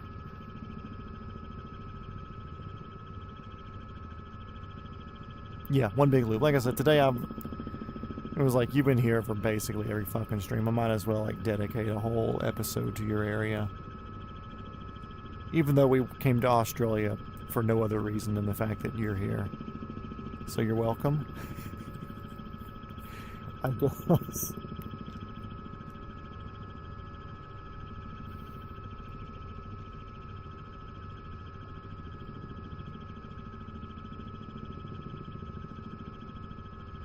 I don't think there's a flight look back tracker type thing. I'll check and see, but I don't think there is. Sunshine Tower, we're going to come in from the south and just use the ramp. Will stay clear if you're active.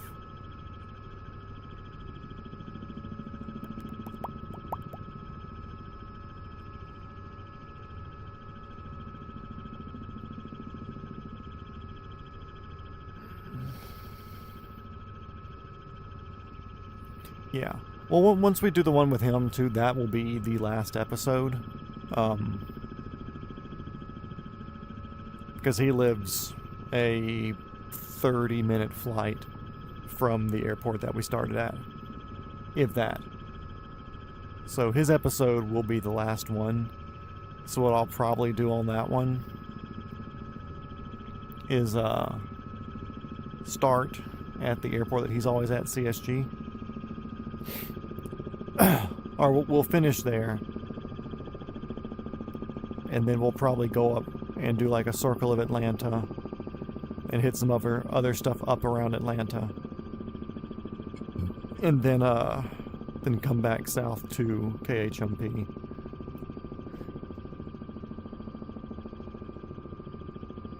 That'll be the most likely path that we're going to take.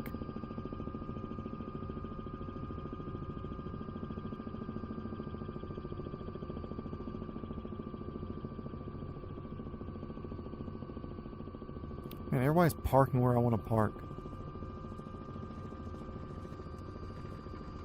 Cool. Well, we'll park on the street side then. Fuck them.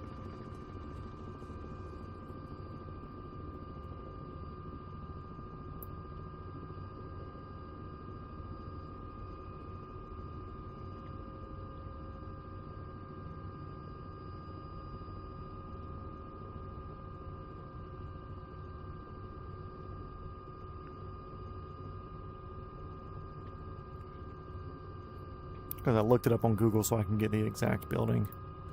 I think this one's their offices, if I'm not wrong.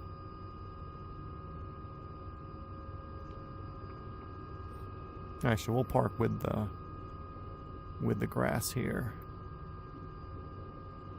I was gonna park facing it, but I figure if we park with the grass, then we can, leave the rotors forward, backward.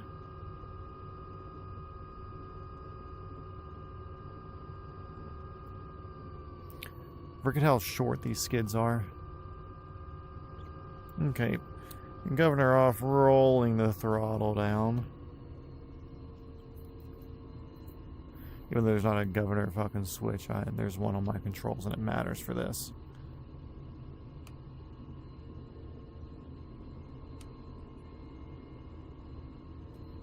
Cool, you're cooled down enough, you can chill.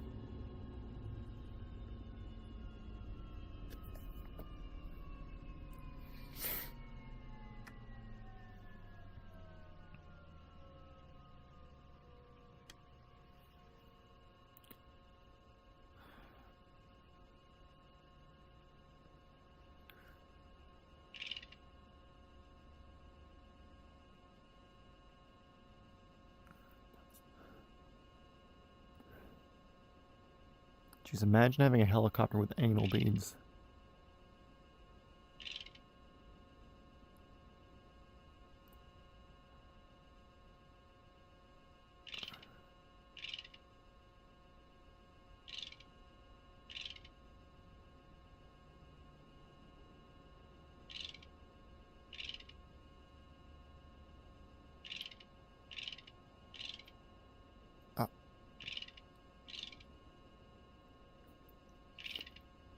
Ha! Got it to stop right. Cool. Okay, Shift C. Thank you everybody for a shorter trip today. What we did was, I don't want to do that. I want to do this. We just did a short one from here to here, but tomorrow we're going to start getting into bigger jumps again, working our way out towards the center of Australia so we can see the nipple. And then we'll start heading north and continuing on to go do stuff. Welcome to Sunshine Coast Airport. Parked out in front of Blue Tongue helicopters. Hell yeah, I got them to stop perfect. I'm digging that. Good shit. Can I put my covers back on? Nope. Put that cover on. The engine's definitely cooled down by now, so we'll put that cover back on. Sick. But yeah, we're going to go check out Niagara Falls real quick just to see if the waterfalls do waterfall things. But, actually I'm going to stand over here and get a good look at it like that. Perfect. Anyways, so yeah, thanks for tuning in to the Around the World part. We're going to go do a quick little shenanigan session, then I'm going to call it a night. But yeah, thanks everybody for tuning in. Now we're going to go... We'll do the R22 once we get up there. So yeah, next ones we're working our way all the way out here, which is going to be a trip. Got a couple of stops planned. Then we'll head north and get out. Anyways, Niagara Falls.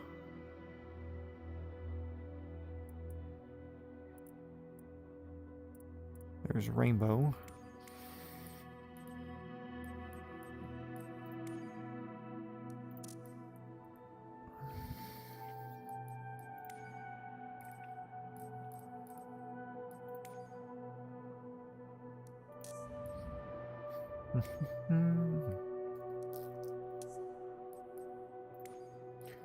Flight conditions, custom, clear.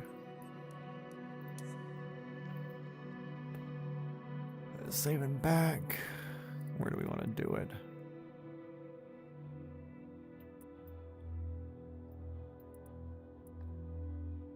The falls are all like right in this area. We'll start at the airport over here.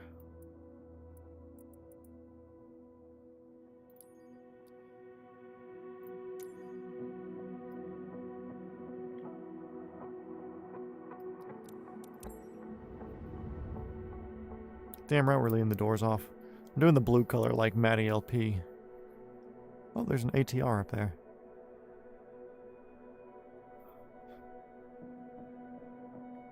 The gate's going to it, you see that? Over here on the top right.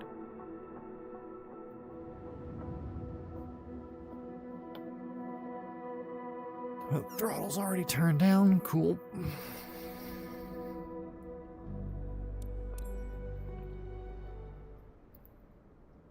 See, Shift C puts us in it. That gets us straight enough. A little bit taller. A little bit scooted back. Need to scoot back a little bit more. Okay, yeah. That's good. Been a while since I've been in the 22. And strobe on. Mixture full rich. Put that over there. Let's see. Got a starter button on my cyclic here. I'm going to turn the mags on.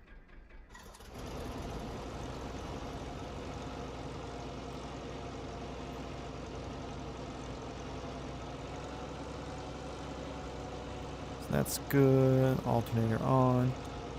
Gonna get that clutch engaging. Gonna manage my... while the clutch is still working. I don't care. Clutch smudge.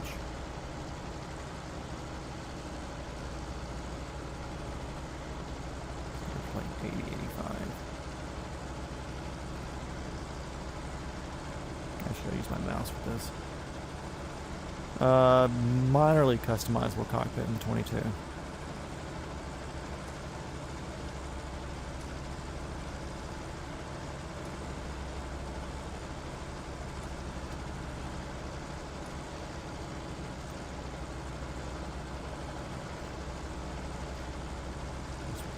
Up, we'll do a sprag check.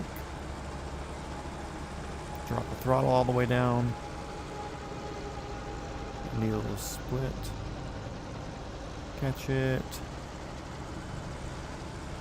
Back up. Go and put the governor on. Get it speeding up. Let's see, we've got...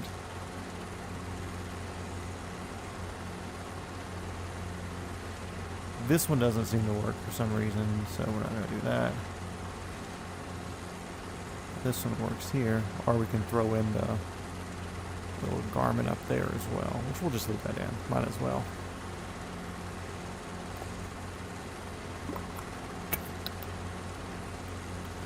Okay, Niagara Tower, this is helicopter 420 Foxtrot Whiskey Mini, departing from right in front of you. Facing a little to the right. Literally right in front of you. If you can't see me, I'll be up there in just a second to say hey. A little bit of a max performance type thing to get up here to say hey to them.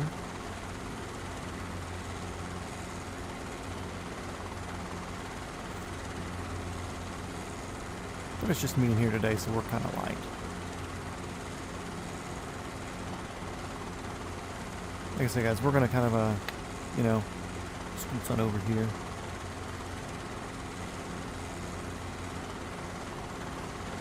Keep the runways clear for us, guys.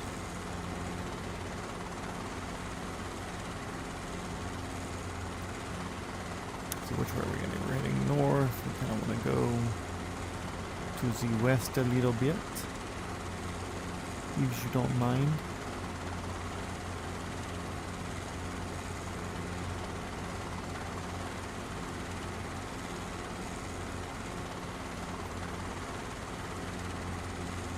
Yeah, perfect.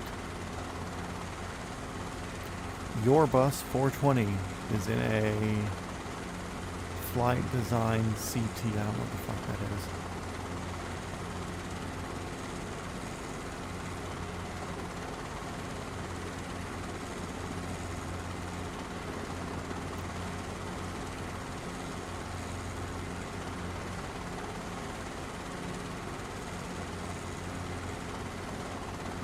That's shotgun shooting. Just an airport. Weird.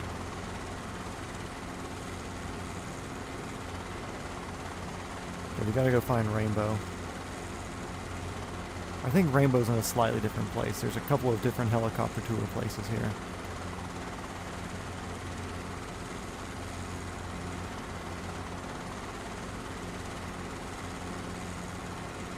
Dude, honestly, that, I don't like the weird automotive obsessions that I'll get every once in a while. Which one of the ones that was justified, but not that I expected to get so much from one picture, was a Land Cruiser that showed up at the incident at the Rainbow Bridge up here, or somewhere in this area. But anyways, there's a car that was coming from the Canadian side where they were like driving full fucking speed and they hit one of the angled pieces and they ramped at like 120 miles an hour and fucking exploded. And everybody thought it was a terrorist attack for a while. But anyways, one of the like U.S. Marshals or Department of Homeland Security or something, you know, like a fucking spook showed up and he was in a white Toyota Land Cruiser, like a 200 series, looks like a 2013 or newer by the front grille. I think. It was at least a 2008 to 2022. Somewhere there. Anyway, had like an ARB bumper winch on it. But it was a ballistically rated Land Cruiser, and you could tell because of the like the thickness of like the window seams and stuff like that. And he was wearing just like a gray hoodie with a plate carrier. The hood was on a hat and stuff, like straight spook sort of shit. But I became like minorly obsessed with Land Cruisers after seeing that picture. It looked so fucking cool. Like, I geolocated the area to where he was, and I looked around at all like federal agencies on like satellite view and street view, trying to figure out like, cool, was it DHS, was it DEA or FBI, or like, who was this guy and what? Boy, that almost looked like a bad word. Niagara Thunder. Yeah, the street that he was on, if I'm not mistaken, was this street right there, I believe, and I think he was like parked. He was right there, right, because I knew he was near this convention center thing. Anyway, he was parked. No, it was this street here. So if you look up like Niagara Falls terrorist attack Land Cruiser, there's a chance you'll see it. He was parked right there on that street. Okay, let's find the helicopter place. It's up here, I think. No, it's over there on the right. There it is. Sorry guys, we're just kind of out of ground affecting everywhere here. Yeah, we got Land Cruiser, but we don't have the 70 series like you guys have. I fucking love the 70 series, but we don't have it. So if you want a tour job that gives you like 5-minute flight, 5-minute flight, 5-minute flight, 5-minute flight, then this is where you want to go.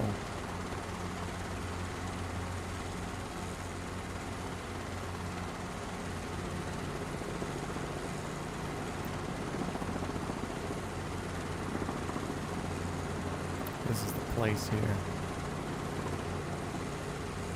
I don't know if this is the old Rainbow Helicopters location.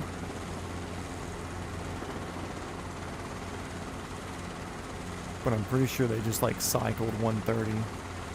Like 5-minute tour, come back, 5-minute tour, come back.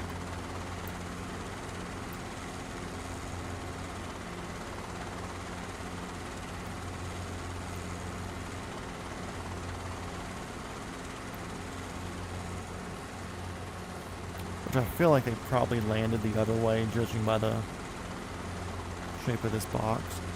They probably did a thing like this, that way the passengers were using the like, cool, you have to stay in the marked areas when you're approaching the helicopter sort of safety briefing thing. Or even they may have even, what does that say? Three Sisters Trading Post. So they may have even come in. Ugh. Avoid the pilot-induced oscillations. Por favor.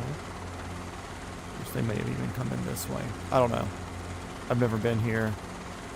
I've never even looked at videos of the helicopter tours here. I just know that the landing pad was here.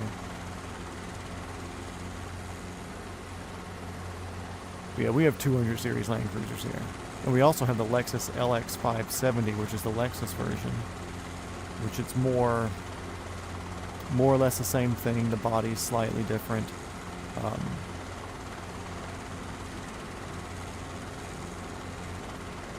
Like slightly more refined spring rates and stuff like that. Oh, boat on a trailer. I don't think I've seen that before. Okay, we're going to come down this way and then approach the... because the falls are kind of behind us and to the left. But I actually had that Land Cruiser saved in an inspiration folder in my phone. Or at least it was in my old phone. I don't know if my folder's transferred to the new phone. Let's see. Collections. Let's see, downloaded. Does my inspiration folder still exist? There we go.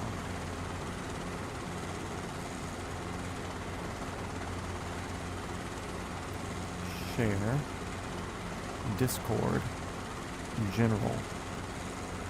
So yeah, that's in Discord now, so you can see that. And then also,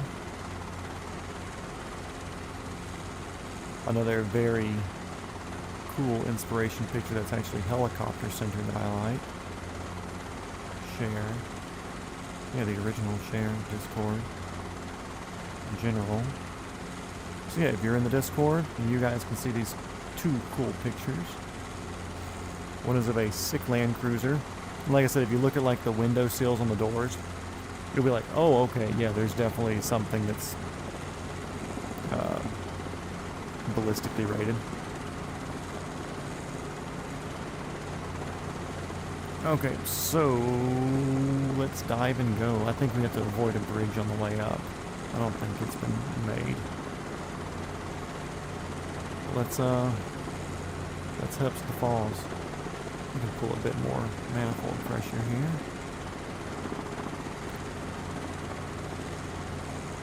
Hello, V&E. You don't mean nothing to me. We're having fun with the boys. Death means nothing to us.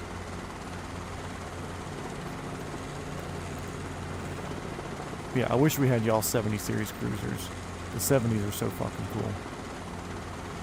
But yeah, we're gonna try to go under this bridge. We'll see if it works for us. I can see through it, but we could see through on the other one as well, so fingers crossed. There we go.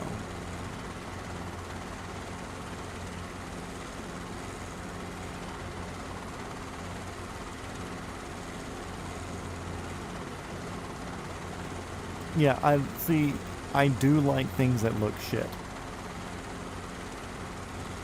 But I have the reason behind it is, like I said, if you look at the, if you look like the window frames and stuff, they're super, super thick. So the fact that this car, or this Land Cruiser is just ballistically bulletproof, like, that in itself is a huge thing to me. It's like, okay, cool, like, maybe she's got a butterface, but if she can suck the chrome off of a trailer hitch, then maybe there's something to her. And that's the way I am with the Land Cruiser. There are a lot of 200s that I do like. Yeah, this just looks like shit. It looks like rock walls. So yeah, waterfalls aren't really a thing here, apparently.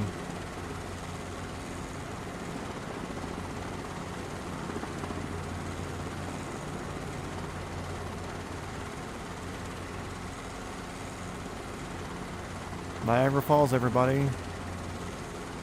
Oh, there's kind of like misting and everything, but... Okay, so it looks like a waterfall from here. But up close, it kind of falls apart. Okay.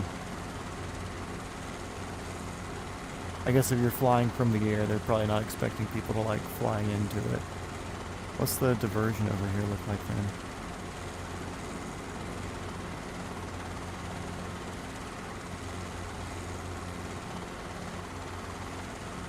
Yeah, honestly, there are much cooler 200s, but I'm also a very simple vehicle type person. So when, like, especially if you look at the like the 200 series Land Cruisers that have been used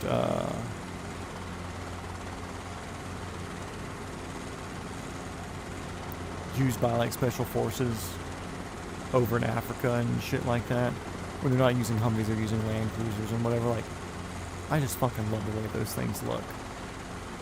I don't know what to tell you. Maybe I'm dumb. I just like super simple, but super effective. That's kind of my my MO for that sort of thing. Anyways, we're gonna head back over to the. Actually, I want to do an auto onto the helipad. That's gonna be my ending and bow off of here.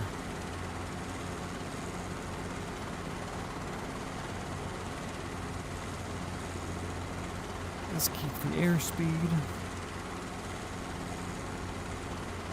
And we got some more collective to throw in here.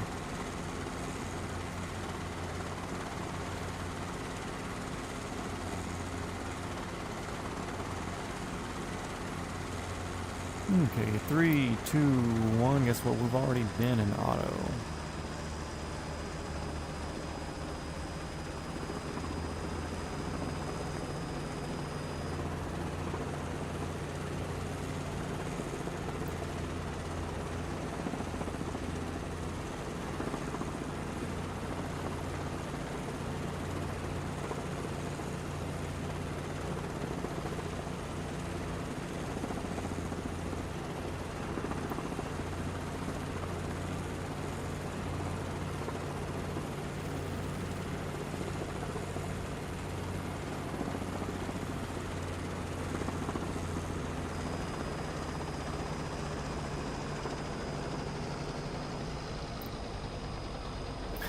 Barely fucking made it.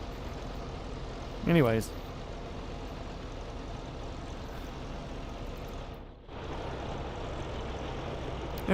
Good flight today, everybody. Try to check out Niagara Falls. It's a little shenanigan session at the end, but next stream we'll definitely be pushing more into the center of Australia. With that said, I do have a Discord. If anybody's watching that's not a part of it, you can hop in there. No, I was hoping to end the stream that way. But I've never looked at the engine running.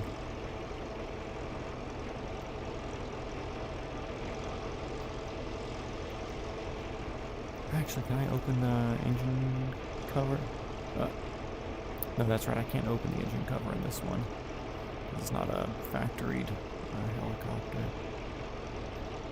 So you can see the main pulley here coming off the engine clutch assembly there, which spins here, which goes to a transmission, which puts it up to the main shaft and blah, blah, blah, blah, blah. Whatever. Anyways, thank you everybody for being here. Much appreciated as always. Tom, Georgia Plane Spotting, when you were here. But with that being said, I've got things to do which involve not this. So until then, I will see you later to everybody. Let me figure out a better way to end this. See you